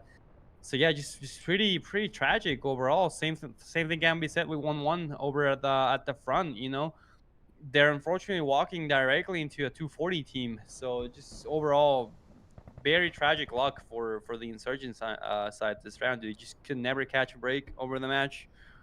Um, you know, Rangers being more organized overall, I would say, has definitely won them most of the engagement so far.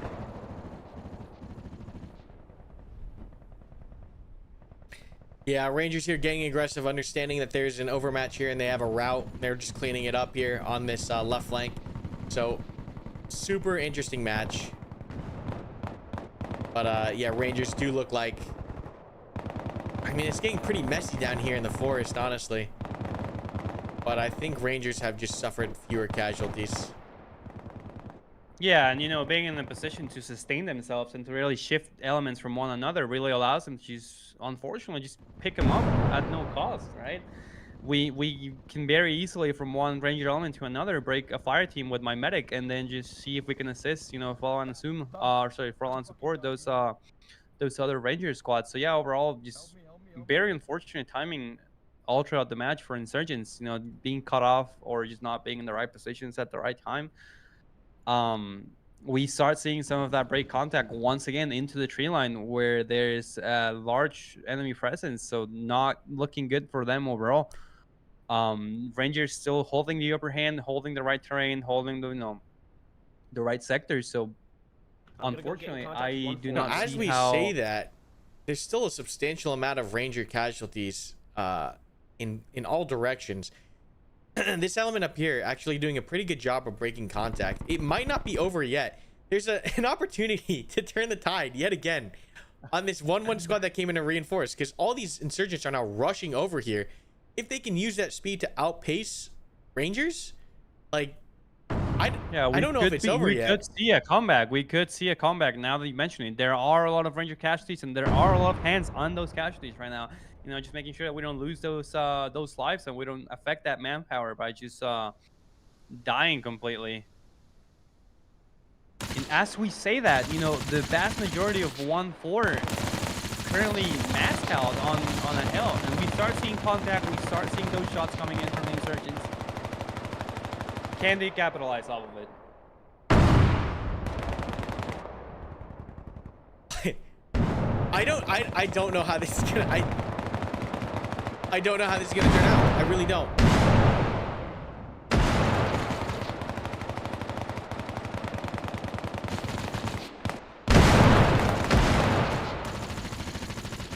Oh my god, it is, elements are intermingled. It is chaos right now. Insurgents are just, this is the last push. You can tell they're fighting for it here. They're doing everything they can. They're throwing it into the Rangers to try to force a critical amount of casualties. But this element over here on the left, I think reconstituting, trying to get some last manpower in. But Rangers holding the line.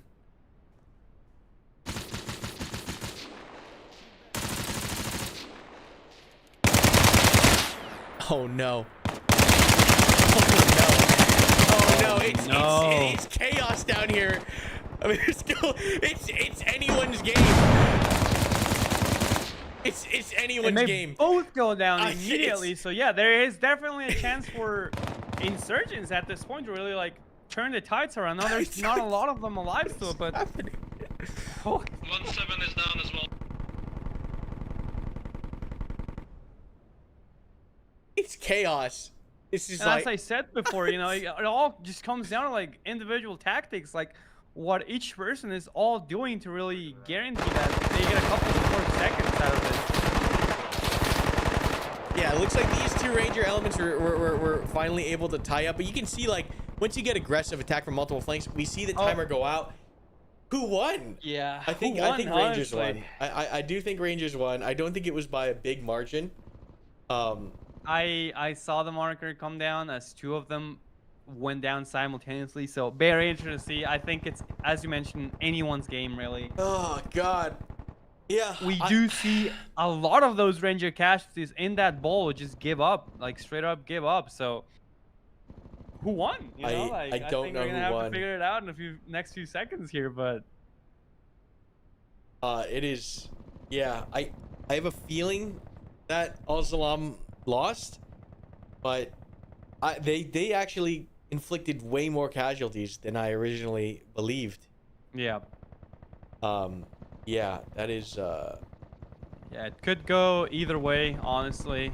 We still see a lot of like fighting from the insurgents even after a rout. So yeah, 1 minute and I guess we'll have our results. Very intrigued to see what happened.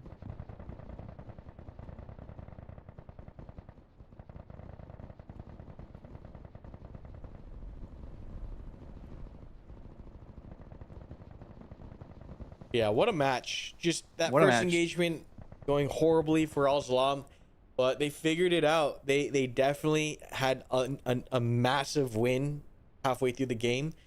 They tried to snowball it. They just couldn't. Rangers were doing, once again, a fantastic job playing keep away, keeping the Op 4 at distance, at arm's length, bounding out, buying time. And then, another opportunity arose, but Al Salam just could not capitalize on that one either. So just Rangers playing very well. Al Salam learned a lot, I think, in this match. Al Salam figured out a lot of different things that worked and did not work. And once again, as these players continue to play, yeah. And we have the Ranger win. Yeah. I mean, hard to beat those very first engagements where they just took a lot of casualties at the wrong time, unfortunately. But yeah, any thoughts as we move into the second match? So yeah, the second match is going to be a little bit different. It's a lot more open terrain, and we are going to see Rangers go up against Satyr here, two conventional factions, both equipped with launchers and body armor and machine guns. So pretty explosive engagements, I think. I think we'll definitely still see some longer range sustained fights as well. But the fact that the Al-Zalam or the Satyr faction has I need to rejoin the server here, has so much firepower is super. Let me change this. What server are we in? Forget. Oh, I know. I remember now. I need to rejoin the server here. But yeah, as completely lost my train of thought here. Yeah, as we switch to two different factions completely, right? We're gonna see like completely different schools of thought for both teams, right? Like we're probably gonna shift away from the whole hit and run to more elaborated tactics, or so we'd like to believe, right? Mm-hmm. And also should be a different AO too, so that's also gonna be rather interesting, seeing how they adapt to the terrain overall. But yeah, just currently the starting period, moving to staging soon. So yeah, we do have a couple minutes here to really reflect on that last round. Honestly, pretty insane. It could have been anyone's game, really. Yeah, anyone's game. Oslan really did a great job of understanding what didn't work and like adjusted their strategy, baited the Rangers in, identified an opportunity, capitalized on that opportunity. The unfortunate thing was just they were behind though from that first engagement, and they needed to capitalize again rapidly on another opportunity. And Rangers did very well playing keep away, maintaining distance, preventing another snowball effect, despite Al-Salam really hunting for it. So yeah, looking at this second round here, excuse me, get some water. Yeah, just I was gonna say real quick, just while we're in staging and waiting for a little. That round left me needing some water, so I'll just be back in a couple minutes. For sure. Yeah, at this point in time, as we are waiting here in this in the staging, any questions from the chat? I see what server excuse me, No, I did not see the B1 game. Yeah, there's amazing things like this once again happening across all of our servers. You know, of course, there's a lot of new players this weekend, so it's a little rough out there, 100%. Some difficulty and some confusion for sure, and people learning. It's a completely different game as far as how you go about playing it. It's not just a first-person shooter. There's literally unlimited tactical depth that you have to understand and realize. But across all the servers, like amazing things like this happen. We could probably click on any random server and find similar maneuvers to some degree, you know, varying degrees of success. But yeah, there's always a story that's being told. Leadership is making calls on the fly dynamically as to adapting to the situation in front of them. Yeah, it's pretty crazy. But yeah, 5-minute staging time here. So a little bit of a reset. Elements are getting reorganized. Leadership's coming up with a plan. And that's like one of my favorite parts of the game is that, you know, you have the freedom like at the start of every game to go, how exactly do we want to handle this? Because it can go any number of different ways. But how do we want to handle this? So yeah. Interested to see what's going to play out on this match. Because the battle can end up going in many different areas, you know? But yeah, we're going to kind of take a small break here as I refill my water, and we should be back and ready by the time staging it.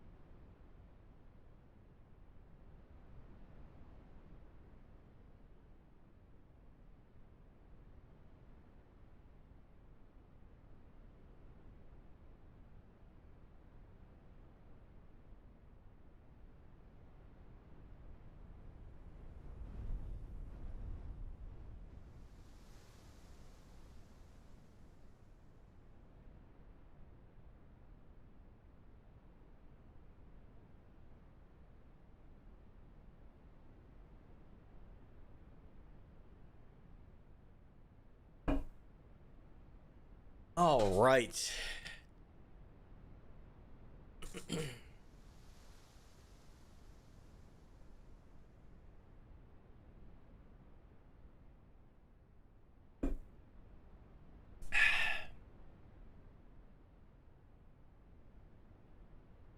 go ahead and take a look at the teams here.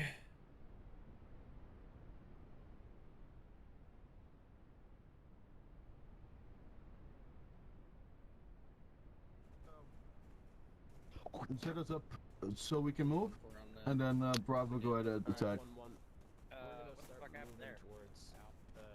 This is 1-1. We're just gonna go. Gentlemen. Sir? Fellow PK enjoyer. Alright, boys, let's start.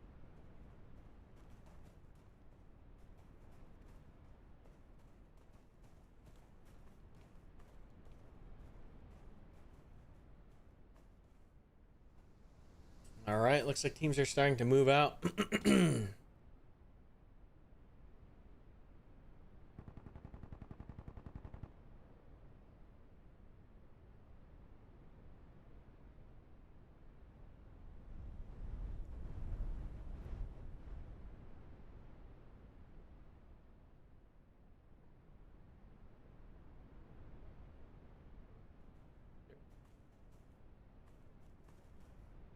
That is grainy as hell, brother.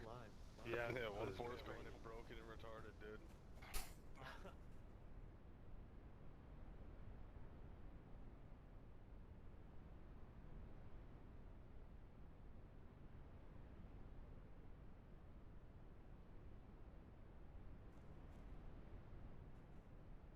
Where are all the Rangers? I don't think they know the game has started. No, you know what I've noticed a lot is that Rangers like to breathe. They like to sit down, take a couple minutes, really go over a plan. I mean, you know, if that's what happened last match, right? Then it works, right? It works to their benefit.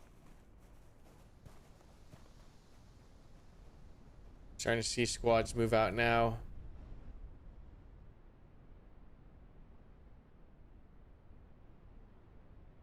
Okay, so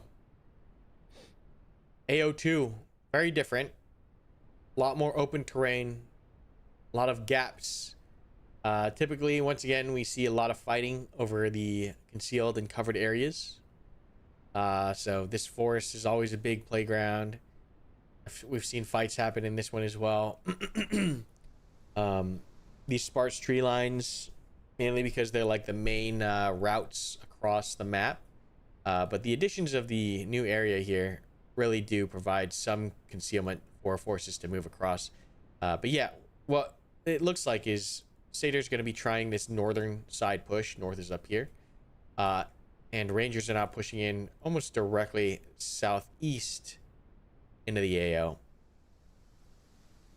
So we got some time here. Waiting for these forces to move into position. Yeah, you know, this I gotta mention that this being two conventional factions, none of them get to really leave the staging zone before staging's open. It's over. You know, which happens with insurgents where they're able to leave the staging zone before the staging period's over, right? Yeah, so both teams will be hitting the same point roughly at the same time. And it'll be a much more even fighting styles, I guess I'll say. Both teams can kind of fight it out at range or close. You know, they don't have to necessarily play disruption tactics or hit and run. That being said, the Rangers, once again, we've seen with those machine guns, a lot of sustainable firepower. And the Sater faction, excuse me, has a bunch of explosive rapid firepower. So what I mean by that is like, if the GM94, which is a pump action grenade launcher, which can fire 4 HE rounds quick. They have thermobaric RPGs. They have instant deploy smokes. And then they have a PKM in every squad. So it's very, very much built for decisive, rapid, aggressive maneuvers. But the Rangers are okay kind of playing keep away, engaging at distance, sustaining, and just shredding things through attrition. That being said, they're still balanced and adaptable. They can get aggressive if they want to. They have grenadiers in either fire team and saws in either fire team as well, and the line squads. So it can be played. Rangers can kind of adapt. It's the kind of good at everything, master of none faction, where Al-Salam is very much the ideal faction for hit and run tactics and speed and mobility. And Sater plays more to aggressive, decisive, front-facing engagements. Yeah, so very curious what Sater is gonna decide to do. You know, them being really the first ones to hit the AO here. You know, we know that that Ranger team really took a couple more seconds to nail down the details for their plan and whatnot. But yeah, we start seeing Sater occupy the area and really get a lay of the land first. So immediately just puts them at a better position, just strategically to really shift around and engage Rangers as they see them. Yep. It's going to be a moment here as these guys move into the zone. So we're just going to chill out, let our voices rest a little bit, kind of observe, make some comments. But it's going to take some time to develop the fight. This AO as well, we noticed, just because it is more open, like it is a very different experience because there's high ground, like actual high ground where you can observe things from. And so it might take some time here before first contact is initiated. But once again, it's really going to come down to how the elements are positioned, whether it's formation or platoon orientation, and then also coming down to who has more information than the other on that initial engagement, right? Who's engaging on the conditions that are most optimal for them, right? You generally want to be the one initiating the firefight in most cases, and not the one on the receiving end. So that's just what's important on that note.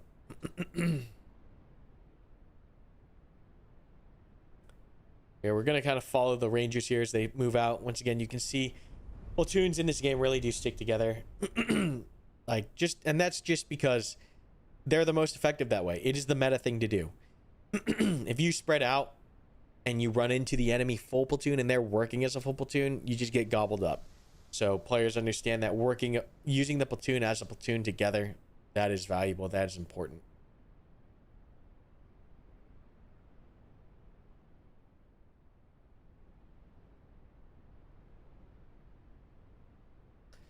Yep.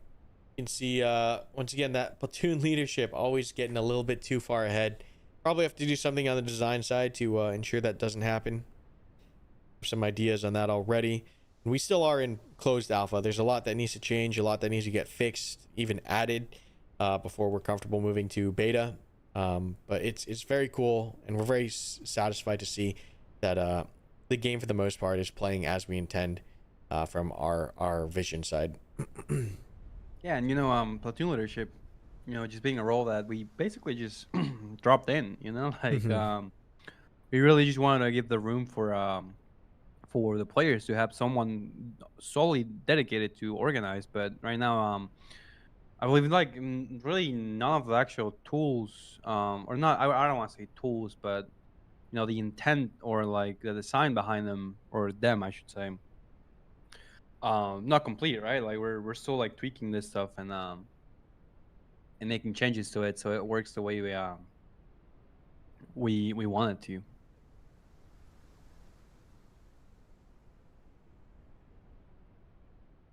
Yeah, most definitely.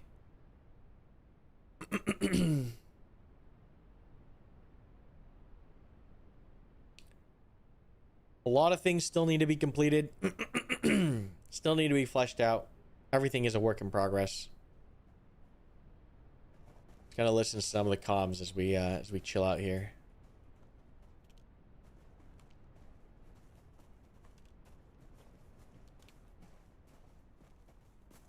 My comms also might not be working.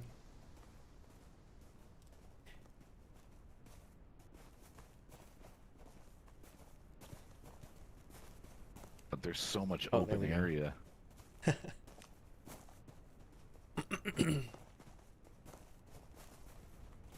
Yeah, that's a lot.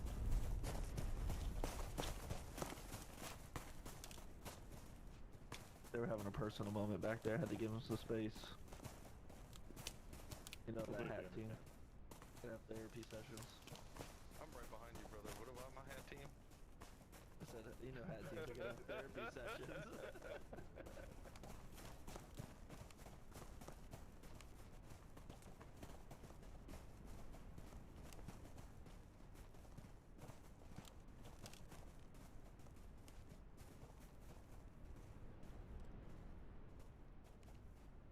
1-6. This is 1-1. I'm looking at a lot of dead space to pretty much everywhere to our front and our southeast.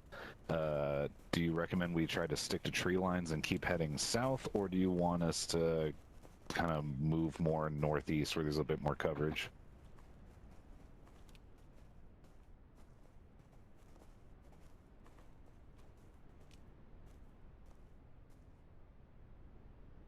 Roger that. Then we'll...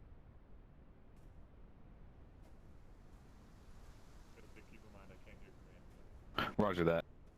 All right, guys, let's start moving direct south towards 1-6.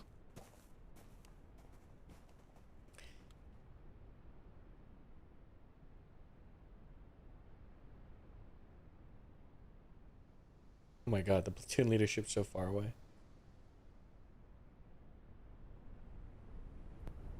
We've seen them start using it more as just a forward observation element, Yeah, it definitely can change some things to make sure that platoon leadership operates as leadership. Mm-hmm. Kind of a risky move moving all these guys in the open here, but luckily for them, Sater's not in this position. We can see that wedge, as we mentioned before, just naturally occur. Just because it's the meta thing to do. Yeah, it's some of those things that do work. Well, we do have this little downtime here while squads get into position. You can look at some of the comments. vehicles win? Someone's asking if you can like answer that. Vehicles are something that we're working on long term. We're definitely not anytime remotely soon. That's how I'll answer that. Mm-hmm. Yeah, absolutely. And someone's asking if these are players or AI. Now, all players here, a complete PvP experience. Yep. And just to reiterate in some of the stuff, these are currently closed testing sessions for closed alpha. Moving into closed beta, Q1 2026 is our current target. Where we'll transition to open servers, I believe. Behind the deluxe edition. First blue marker. So yeah, today we still have this match that we're spectating currently, but later today we'll be back for two more sessions to pretty much close out the year on the company side and prepare for the following tests in January.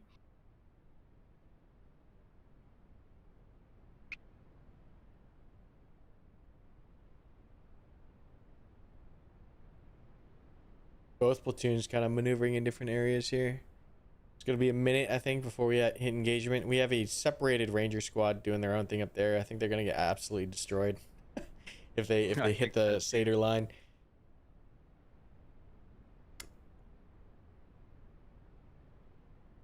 But the rest of the ranger element, though, not in a terrible position to react to this if they're fast enough. That's a lot of ground to cover. That's what I mean. Like if they're fast enough and they realize that they're pretty split away from the rest of that squad, then This is one more there could be something done about it.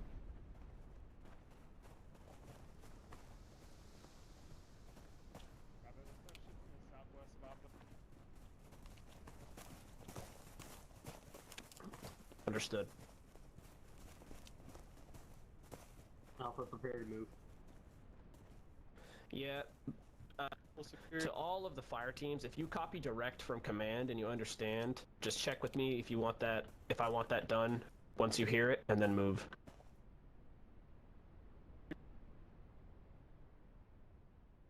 All right, Alpha, take lead. We're gonna move to the unit marker. Bravo, you're gonna take up the rear. I'll be in the middle. Alpha, pick up on me. We're moving west.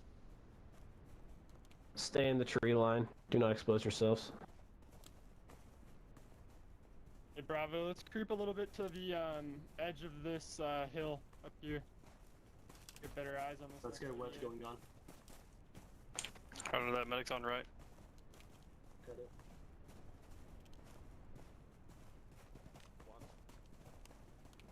Maybe there's a chance that they completely miss each other. You know, just looking at the terrain and how they're pushing into the Could area. happen. Could happen. But these guys are locked in. Everyone's eyes are looking. Right, people are engaged. So threat can be anywhere. What's up, boys? Yeah. Yep. If you guys want to shift more south, you guys are good. On our rear, opening up with the PKM. I don't have an angle from there, so move to a better spot. Get in position. There's a hole here. We need to plug it. Alright, let's hold this stiff light up ahead. Yep.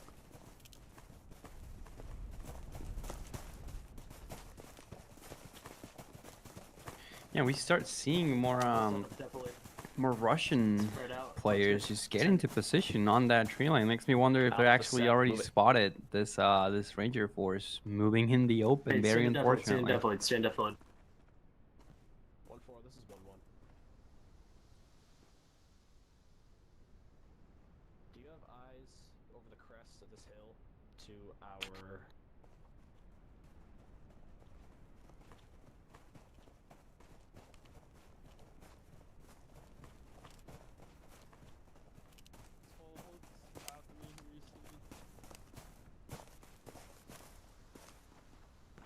Alright, Alpha, your sectors are gonna the west, and I want a little bit of coverage on that cornfield, just in case they try to come through it.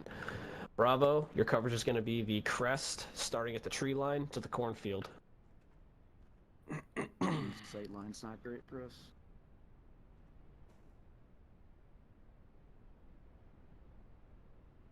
Interesting. Very interesting. Placements right now. Oh, and we have first contact going out. Rangers are actually the first to initiate on this. There's a whole ranger squad or fire team completely enveloped by Seder right here.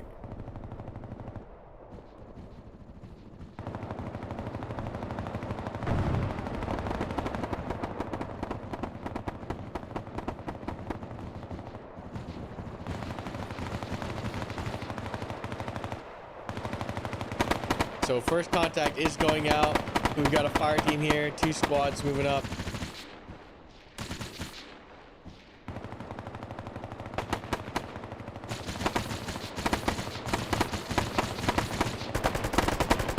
Yeah, and as this contact develops, we still have the rest of the ranger platoon kind of just still going for the long way around.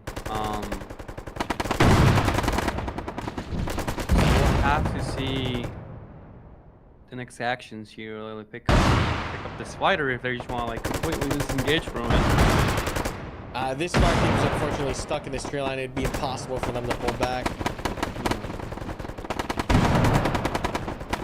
But both teams now know where the other main body is to a degree. I guess Rangers know where the Seder main body is, but Seder doesn't know where the Ranger main body is. We can see the entire platoon moving on this squad here. We talk about wanting to stick with the platoon. This is a very large reason why. Fighting a 3-on-1 battle is near impossible. You know, to the Rangers' benefit, they do have a very good position to really hunker down and hold the Russians at bay if they really play their cards right. For a little bit, for sure. Definitely agree. For a little bit, but you know, it'll be down to the Russians really to make use of. Yeah, it's gonna come down to the Russians. But this squad's wiped. The thing that Rangers should realize is like, okay, we've gained the information. We don't need to be here anymore, right? Because the longer they stay and fight here, the more we're gonna start seeing the Seder kind of collapse on it. And once they get trapped in this compound, it's like we already have an L natural setup here. I think we're gonna try to see a breakout, but it's gonna be too late at this point. Yeah. I think this is going to be a very difficult building or compound to fight from, especially with containment already set up on that right flank. We have a 3-on-1, probably at this point, kind of engagement here. This element's pretty much wrapped up. There's maybe 5 dudes here. And we're seeing a main assault force come in from this flank. So we're about to see how... Oh my god, that was a big GL. Yeah, Cash is here, getting dragged. Rangers now trying to exfiltrate. Too late, though. They're now boxed in on both sides. And we're going to start seeing that explosive firepower from Seder kind of go out here. And that's it. The Gamer is the only element left up in this position here. And that PKM understands he can just shoot through the walls, and he's doing so. And that's going to be it for 1-2. So, initial engagement here. We're seeing 1-2 pretty much wiped from the map. We see the rest of the Ranger platoon finally moving up in position. But once again, like, this is detrimental, very detrimental so for the team, because that 1-2 element does need to now move in from the main base. We'll start seeing reconstitution from this area come in. And what that's going to cause is essentially a 3-on-2 engagement here. We've got 3 of the Seder elements. And then, well, this is kind of split gun team here. But like 1 squad, 2 squad here, essentially. So the question now is, does Seder recognize the overmatch on board? Are they going to be able to identify these positions? These positions are hidden So Satyr doesn't know that these Rangers are out here. That's like a big advantage that they have, is that Rangers know and have the information and Satyr does not.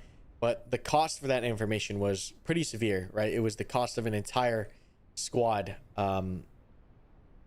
So we're gonna see if this is gonna be able to kind of be realized into actionable intelligence, and they're able to isolate or engage certain things at an advantage position. But yeah, getting gobbled up like that, it really does put the team in an awkward spot. Yeah, absolutely, and it does look like the Ranger team is being very conservative with that information. You know, maybe they realize that we just do not have enough to go off, and it might be better to, you know, we have a rough location for their platoon. Maybe just set up positions in the opposite area, see if we can, you know, cut them off or just get the jump on them.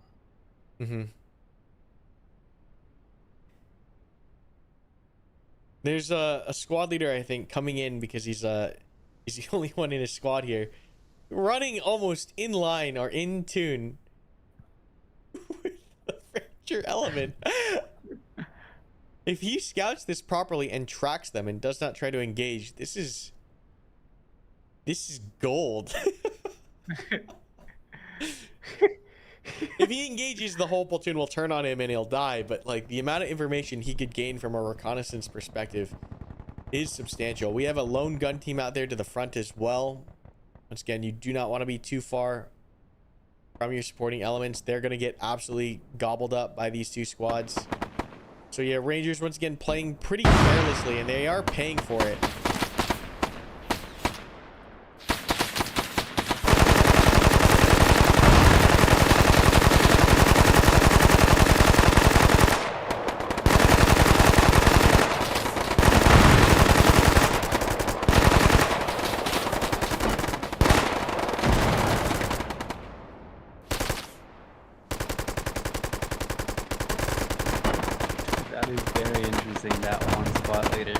Probably came in late. Probably came in late. Did he engage, or is he's just no, he's tracking still him? trailing. He's trailing. All right, when we're looking at a 2-on-2 squad engagement here, however, Rangers have to realize they have a squad off the board. They're gonna have to play this very carefully, but they're kind of committing themselves across this open terrain, and we're gonna have a 2-on-2 squad engagement here with the third Satyr squad on the flank. I'm very I don't know how I feel about this for Rangers. I don't know how I feel about this.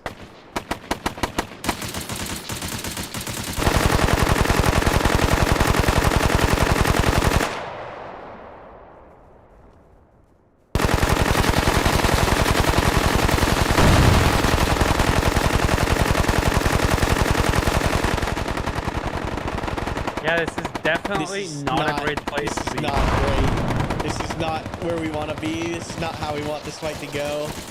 We're downhill even. We don't have high ground positional advantage. Satyr element on the left flank moving in with aggression to try to close it out. And this main body of the Rangers is now tied up on this hill. Yeah, absolutely. This is not where we want to be. This is the worst spot. This is gonna be rough. I feel for these guys. Yeah. This is gonna be a slaughter. They're making some decent headway, punching through the front here. But this low left push is completely suppressed and pinned down, simply because of the route that was chosen. And Medic's even gonna break back properly. Little good hit and run there, falling back into the line. Yeah, definitely some trades up on the line, but it's Rangers are heavily overmatched in this position here. The Yeah, killing blow is gonna definitely. be how fast this left flank can tie in. But yeah, Satyr holding the line here. Even some elements in reserve in the rear engaging at range. And we even see rear security here from Satyr. Like honestly, like fantastic stuff. I don't know about using the PKM to do so. That's like your most casualty producing weapon. But decent rear side security, just letting 1-2 handle the stoppage and letting 1-1 watch the rear flanks. Like, amazing coordination from Satyr. Now Satyr here coming in on the flank. This is going to be kind of devastating. We would like to see simultaneously some fixing fires here, and we see it now, right? Hey, 1-2, open up so we can fix these guys. And we're seeing that happen now. 1-4 joining the fight from the left flank. Yeah. And very unfortunately, we're going to start seeing the cleanup here from the insurgent team. Nothing to be done on the Ranger side. Yeah. Very Oh, but, God. Yeah. Just wait. Yeah, just the second I saw this open low ground, like, that was a death sentence. That little choice right there ends up pinning the squad down, and it becomes a big issue. And now we can kind of see the line, kind of almost a box. This is like perfect for Satyr, and it's going to come down to how they can follow through and finish. Once again, this first initial squad just caught so far out of position on that initial wipe. Once again, it like just even the difference of like after that engagement, pulling back and maintaining presence on board and reconstituting maybe back in this town would have been a massive difference in this engagement. But unfortunately, they got pinned in and boxed in and completely squad wiped. Like full squad wipes in Bellum are devastating. Absolutely. We're still seeing some of these 240s attacks. Oh my god, you can hear that. That's the GM94 right there, able to kick out 4 HE rounds in rapid succession. Really devastating firepower. And now we're seeing that main body from 1-2 come in from their side, and it is just this is looking unsalvageable. At some point, right, as leadership in these positions, you just have to identify the fight is lost, break contact, and then attempt to reconstitute the main element and just take the L but remain on board. But at this point here, there's maybe a couple conscious Rangers. Not much to be done. If it were me down there, I would just try to get alive. Yeah, try to get your leadership up, try to break contact and get out before you get fixed in. But like we mentioned before, the terrain decision, right? As soon as we saw them cross this open danger area, they were kind of committed. Getting and bounding out of this was very difficult. So like, it's unfortunate. It was an unfortunate decision here from the Rangers. But Satyr doing a good job seeing the opportunity, reacting accordingly, sending squads out on flank, and sweeping through now with aggression. Yep, but we're gonna start seeing the cleanup as you mentioned. Meanwhile, the rest of the Ranger redeploys are coming back into the AO, and they do have a chance here to like really set up good defensive positions over that tree line and really nail them down while they're occupied with yeah, once again, with that cleanup. As you mentioned, despite taking this massive loss on the first engagement, there's still an opportunity, right? Rangers can still rally. They are on the back foot. They have less manpower, but there is still time and space for them to reorganize themselves, come up with another game plan. They just cannot make any more large mistakes. They have to play it pretty tight from here on out. But just because there are no like capture objectives or flag objectives on the map or whatnot, despite losing the first main battle, you can always come back and can always turn the table. It just becomes slightly harder. Absolutely. So we'll have to see what the Star came up with. Yeah, dude, hell yeah. We are starting though to see some of the Ranger fire teams really come back up in line and see if they can occupy some of those positions that we're talking about. Meanwhile, the Russian team is just chilling on that tree line. I mean, everything is playing on their favor. They can pretty much hold down as long as they need to, as long as they're holding security. You know, they have that information that they already wiped 2 squads, right? So, no, sorry, 3 squads. Yeah, it's a full platoon wipe. It's been a full platoon wipe, so advantage definitely to Satyr. And look at them just setting up security again post engagement. Like fantastic. Like these guys are locked in. They have good leaders, experienced leaders. But yeah, Rangers just got to calm down. They got to come up with a plan, work together. We saw how that 1-2 split. We've seen it time and time again with new players to this experience. They try to play it like other platoon shooters out there, and you just realize that it is a different game. It is not, you cannot take all of those lessons that you learned. You kind of have to relearn the experience just because of how impactful teamwork is. You know, you have to work not just as a squad, you have to work as a platoon. You have to work with those other elements in order to achieve your goals, because if the other team is just doing it better, you're just gonna lose. And that's the name of the game, right? It's not who has the better shooters, who can meta game mechanics better, or the game mode better.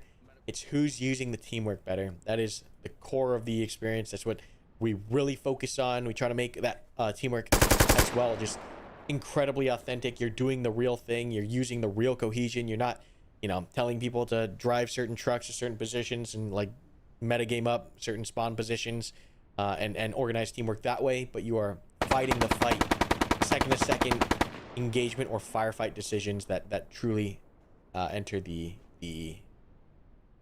meta here. Yeah, absolutely. So yeah, we once again we just see the Rangers try to get in position to really see if we can like scavenge something off of this, you know. Yeah, but we're gonna hit that next pause, right? That next reset. Both teams once again recompose, reorganize, figure out another plan. But yeah, it's super cool. Once again, a lot of these players, at least 40%, are new to the experience. The game is growing pretty fast in the alpha stage.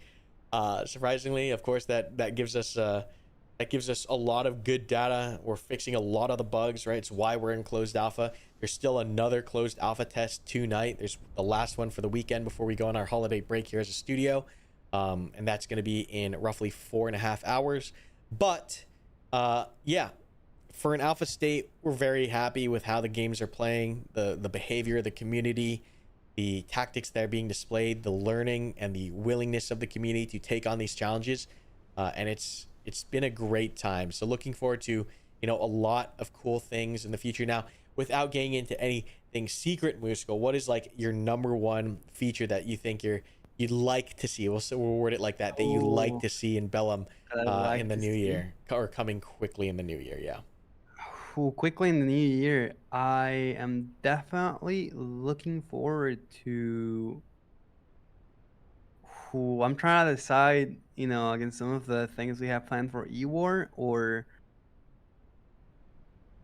you know, some of the other stuff coming in our expansion to the infantry core gameplay. I would say I'm leaning more towards E-War though. I think E-War is gonna add a very interesting component to the game. You know, our drones specifically.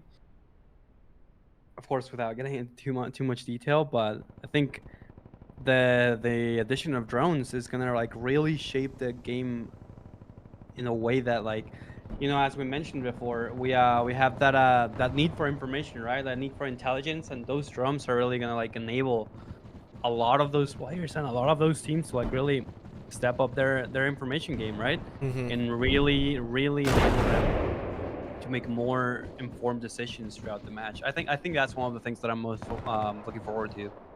Most definitely. I think for me, it's going to be like some of the more indirect fire capabilities, and to some degree, you know, that could include drones to an extent. But yeah, just kind of forcing more movement on the map, giving you more tools, right, as a infantry platoon leader to affect the enemy or to enable certain actions. So drones and I think, you know, mortars and stuff are going to be super interesting. But we it does look like Rangers have rallied, they've reorganized, they're now working as a platoon. We do see that 1-2 element learn their lesson. Once again, we talk about learning lessons. They now, they understood they were alone up on the line. They engaged from this little compound. They put some shots out, and then they broke back, right? Because they know that the main element or main body is still not in position. And this is looking to shape up to be quite a platoon on platoon engagement here. Yep. So this is what we want to see. This is what, you know, players learned immediately, right? Oh, that, you know, working alone as a squad did not work, and we're seeing all platoons, all squads now functioning and shaping for this objective. And this objective is going to be looking like the Satyrs making an aggressive play here, attempting to fix. Rangers doing a good job avoiding getting fixed, pulling back as needed. Rangers in reserve, ready to play. I'm very curious to see how this plays out, because once again, we talked about how this AO is different because of the open terrain. You can see the amount of fields here. Now, granted, there's a decent amount of fences, and some of these crops are relatively tall, so you can kind of sneak through them to a small degree. But it's going to be interesting to see how Satyr can kind of push this into a decisive engagement and finish, or if the Rangers are going to hold and launch a counterattack. We see some counter movement on the Ranger side, a squad pushing out to the right flank. But we've got a line set here, and that's, as you can tell, a very different experience. We talk about the different factions and how they all play differently. We can see like this plays a little bit more conventionally right now. While Satyr is not, you know, necessarily a nation force, they are technically private military contractors. They are equipped like a conventional force, and Rangers obviously very much being a conventional force. We're going to see lines kind of get drawn as you would assume in a conventional battle. And we can see very clearly here that that's kind of drawn straight in the center of my screen. It's going to be who can attrite more at range, where the opportunities lie, coming down to that combat leadership as far as what these squads do. We can even see, once again, want to learn their lesson, pulling back, not being isolated from the main force. And then another thing to consider here, Musco, I think we should talk about a little bit is ammo consumption, right? Ammo is not unlimited on the ground. Let's. What are your thoughts on that? Yeah, I mean, I think players really need to get used to like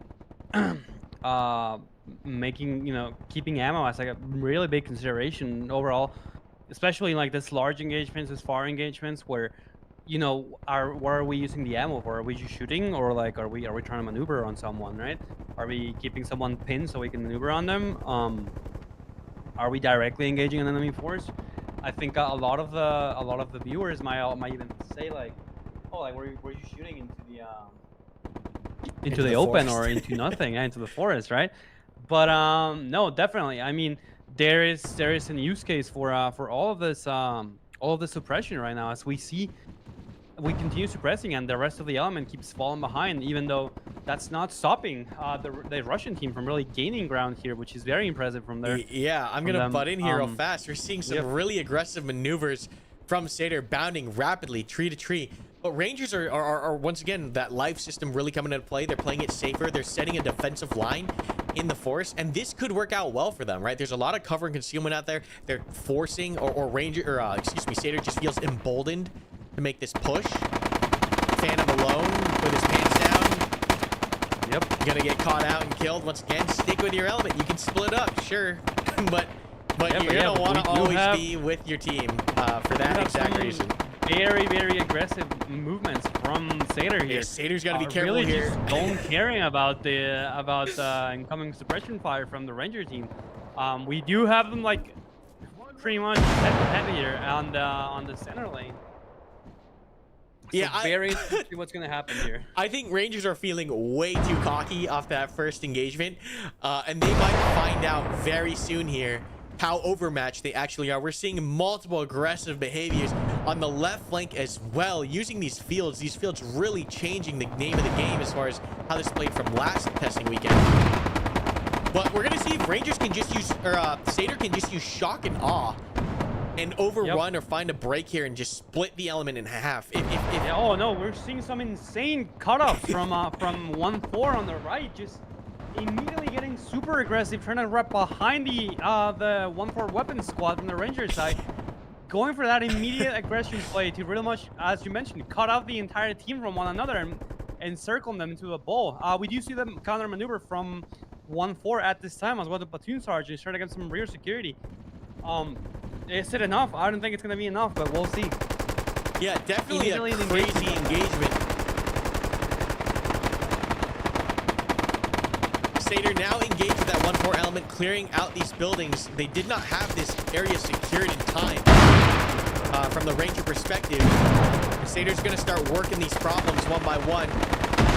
Satyr's done a good job of isolating each squad into their own engagement. We have 1-4 from each squad here. We have a small engagement here, and then a longer range engagement at the distance.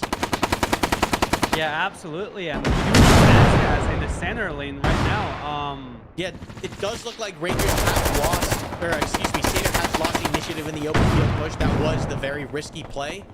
But there's still a base of fire here, doing what they can to engage at distance, and the main assault force from 1-4 Satyr actually doing really good work here. RPGs going out in these buildings to clear them. Yeah, but a solid foothold on this flank. Yeah, and you know what we would like to see here is when we were talking about ammo considerations and whatnot, you know, at the moment where, or at the point where you just lost the initiative, you know, we just need to gain fire superiority here. So we definitely need to see more fire coming out from the Rangers side, making sure that we set threat, right? Especially if we start getting walked on by this other infantry squads and completely pinned down by different casualties in the ground. Like Rangers are in a tough spot right now, so it's gonna be very interesting to see how they really react and try to break off from this. Yeah, this is a crazy platoon on platoon engagement. Left flank is crumbling now with Satyr with a solid hold. Some confusion, and just those movements are so quick. The aggression is so fast. There's a little bit of a friendly fire situation on this left flank, but Satyr's figuring it out rapidly, and they're demolishing this weapon squad. This center squad from Rangers did a fantastic job repelling this frontal assault, and 1-2 Satyr's going to be paying for this for the next 10 minutes. They're going to be stuck down there, bellies in the dirt, trying to fight and stay alive. And then these two squads at range just kind of keeping each other fixed and allowing their flanking elements or their side elements to work fights. But I don't think Rangers understand the capacity to which Satyr is blowing through this flank at this point. Yeah, absolutely. And you just know that the adrenaline down there was for Satyr specifically, pushing so aggressively into this this entrenched position is almost has to be like skyrocketing at this time. Just seeing all the casualties come down and making room through those aggressive exploits here. You definitely seeing that adrenaline rush coming. Hopefully, they actually come out victorious out of this just off of the aggression alone. But I guess we're in the process of seeing how it's actually developing, considering that they're still pushing into the area without having all their how many Ranger pockets are just around them overall. Yeah, the Ranger line is it's a 50-50 right now. We can even see 1-2 from Satyr trying to pull back, understanding that this frontal is suicidal. They're understanding like, okay, we are leaving. But there is ground being taken on this left. Rangers morale broken. We're seeing a rout. We're seeing a rout in real time. Rangers breaking for the tree line. Right flank has fallen, and they're trying to pull out, regroup. Once again, those lives coming into play, that fear. You can see the emotion happening in real time, and the platoon coordination in mass is always a joy to watch. A joy to watch. This platoon engagement here was absolutely amazing to watch from both perspectives. Rangers doing what they could to hold that middle line. They repelled that attack successfully, but lost ground on their flank. Recognizing that they are in a spot where they could be overrun, they're pulling back, and so they're gonna try to get a reset here, a small little break. A couple Ranger elements still left here. Unfortunately, I do not know if they're going to be able to be rescued at this point. There are a couple individuals still working these casualties. But that was a crazy break. You just saw. Yeah, that was a pretty crazy break. Rangers in the open. Just absolutely breaking contact back to the wood line to kind of reset here. And Satyr. Yeah, sorry, real quick, very interesting here. We do have the Ranger platoon leader sending out some callouts for the entire team to try to break over and trying to overtake this this support by fire position from Satyr's side. At least try to address that contact as much as they're able to, and I believe that is why we're seeing the break back from one of the squads. Trying to go back to their team and rearm as much as they're able to. But yeah, I mean, overall, just devastating for the Ranger side. Being hit by that much aggression in that short period of time, really affect them, and it's going to keep affecting them for the next few minutes here. 100%. And this Satyr element actually taking substantial casualties on their assault. They are now pretty match-called and fixed. It doesn't look like they're in threat of being overrun. Rangers are kind of holding back. But they're definitely not combat effective at this point in time. And this flank push has stalled. So definitely some breathing room here for Rangers here to kind of reset. I don't know about this open field push that the 1-6 for Rangers is trying to organize here, especially with essentially two squads out of the fight, either rearming or reconstituting back in. Looks like they're going to attempt a one squad push here, but there are two Satyr squads in the open in these structures ready to repel, and the terrain here does not look favorable for a frontal assault. So I'm curious to see, maybe some very lucky goose shots can turn the tides. But I do think the Hat team is still coming up. Let's see, where's the Hat team? I'm not sure where the Hat team is. Hat team's Might be dead, honestly. Oh no, here's a hat gunner. Don't know where the hat team leader is at this current point, but yeah, Rangers are trying to organize, you know, the situation. So as it stands, we got one squad push. We've got these two squads roughly equal strength, kind of picking up casualties and reconstituting, and then two full Satyr squads here in reserve or supporting, with two squads I guess it's one squad at this point trying to regroup with the main body for Rangers. Yeah, and we do see that that Satyr squad, very unfortunately for them, like drop that coverage where the Ranger team is currently moving in force, and so it's going to be very interesting to see if they're holding their ground correctly, and if we have, you know, rear-facing security to some extent to really pretty much stop this movement from occurring and getting caught off. Yeah, looks like this 1-2 element able to actually pull back and get out of here. But now we're seeing that they are tangentially engaged. We'll see if this decision to pull back even more occurs. That should be the right call. There are 3 squads on 1 here. However, 1-4 weapon squad is back in the fight, can assist. We have 1-1 on this right flank as well. This platoon engagement is developing quite surprisingly. I think this 1-2 element is at, you know, threat of being overrun to a degree, but we know 1-4 expended a significant amount of GLs of rockets so far in the match. They might be running low on munitions as far as that's concerned, and won't have the firepower to necessarily break that line, leaving the door open for 1-1 on this right flank from my perspective to kind of sweep in. We drop the security, and we talk about timing all the time. War can be random at, you know, there's no real reason that to have dropped that at that point. It's gonna be, this could play out to be a pretty insane push on the right flank by 1-1 Rangers. Yeah, absolutely. And we start seeing that that Satyr team get back into position. Maybe they spotted some of this this flanking element. This is not a good position for them, though. This is not a good position for the Rangers are going to have this little bit of cover and concealment. These Rangers are canalized, almost in enfilade in direction of this position. Rangers could start to turn things around here. We are seeing Satyr get aggressive into the tree line now as well. Both teams trying to figure out how to work this problem. Yeah, we could be about to see a... Yeah, and it does seem like Satyr is going to hit contact first on this little position that they previously left for. 5 meters in front of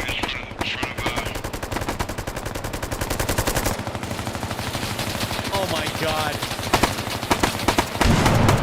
Grenades going out. It is a scrappy fight here. Very unfortunate timing for both teams in that. That's what I believe is the hat team. Yeah, absolutely. The hat team just putting rounds down range. Yeah, the hat team did manage to hit the squad commander there, and he bled out from that fragmentation. Oh my god, what a fight.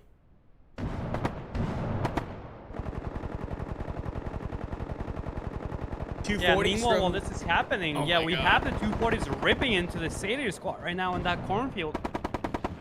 Pretty much rendering ineffective at this time. But simultaneously, I just realized this Satyr 1-2 team just wraps behind 1-4. Uncontested, immediately.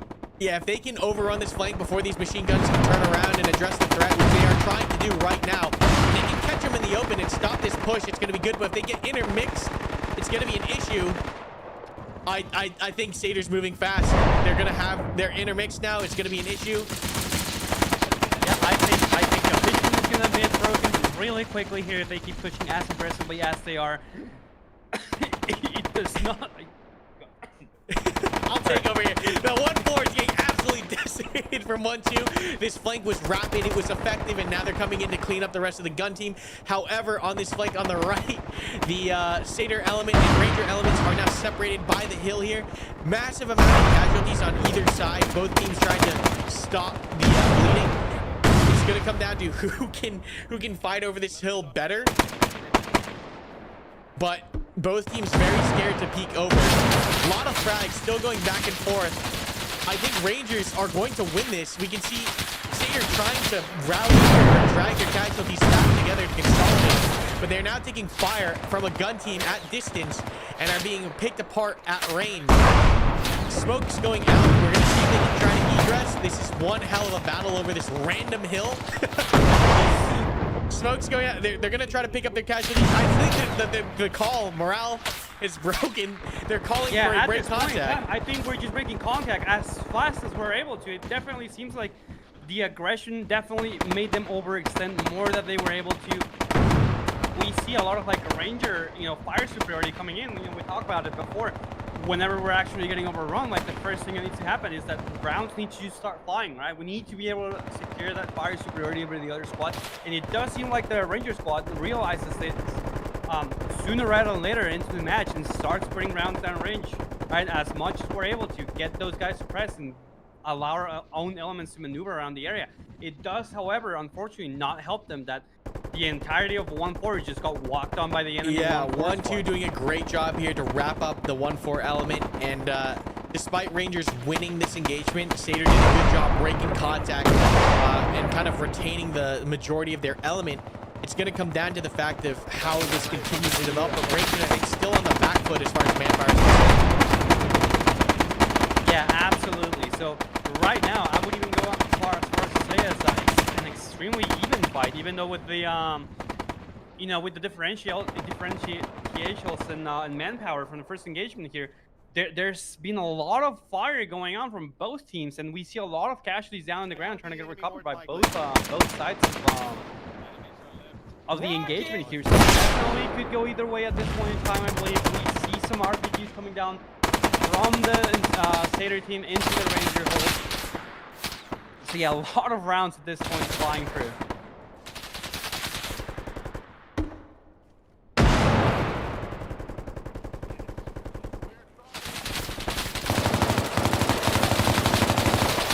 Yeah, Satyr now, after cleaning up that 1-4 element, now has a support by fire position on that right flank with high ground shooting at this element.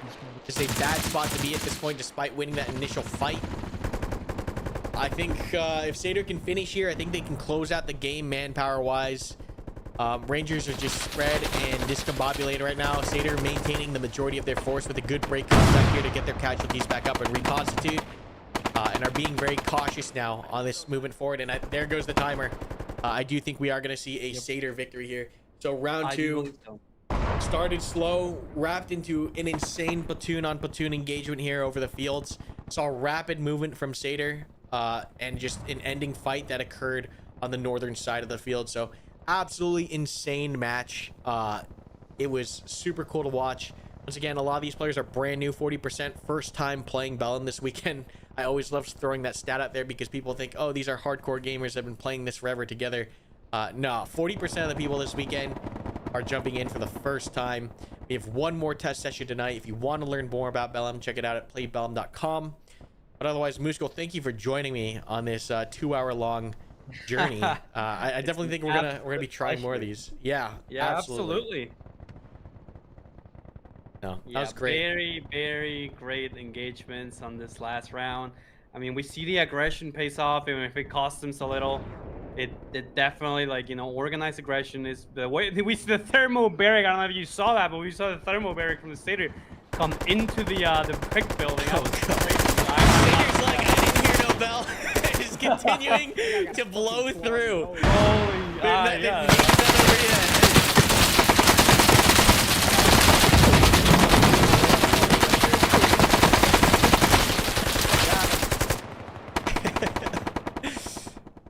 But yeah, that's great. We'll answer some questions now in the chat. Okay, so let's see here. What's new this week? We added a new RPG and hat rounds. Carl Gustav's in, dragging's in, cross loading's in, shift zoom, free looks in, updated sounds. AO2 got updated.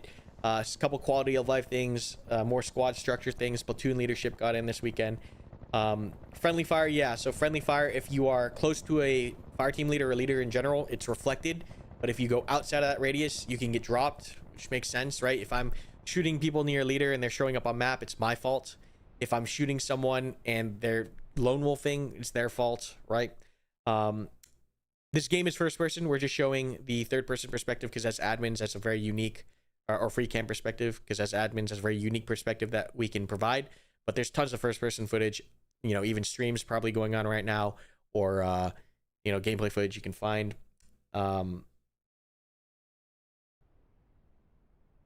Yeah. Okay. we'll be able to watch this view after the game in the future. Yeah, we're working on a replay thing. We're taking the servers down now as we close out round 2 for today. What's your C1, right? Okay. But yeah, definitely. Are you gonna get an AR? Probably not, because we just did this for 2 hours and I've been yapping. So no AR, but this video should be up on YouTube and on Twitch after it goes down, so you guys can watch that in regards for your AR and just kind of see the match as it stands. That being said, if you want to learn more, once again, head over to playbellum.com or to the Discord and join the conversation. We enjoyed doing this. It was a lot of fun. Any closing thoughts? Blue Skull. No, I mean, I think tonight, I was going to say tonight, but today was an extremely energetic round from both teams. At both games, I think you would agree that we saw a lot of like very aggressive plays. You know, it's a coin play for most of them, right? Because they don't have all the information. Like, they just gotta be able to like gamble around how aggressive they want to be against how, you know, what they want to achieve. And I think we saw that in display a lot tonight. I think it was a very, very interesting experience to see how many firefights can be pretty much turned around completely, I would even say, by just a few decisions. So yeah, it was very, very interesting. Very excited for tonight's session too. Yeah, hopefully, as you said, we can get a few more of these live streams in, and really like showcase what Bellum has to offer to people. For sure. Yeah, thanks everyone for tuning in. We appreciate it. But for now, we're signing off. We'll probably be back tonight for tonight's session. Take it easy.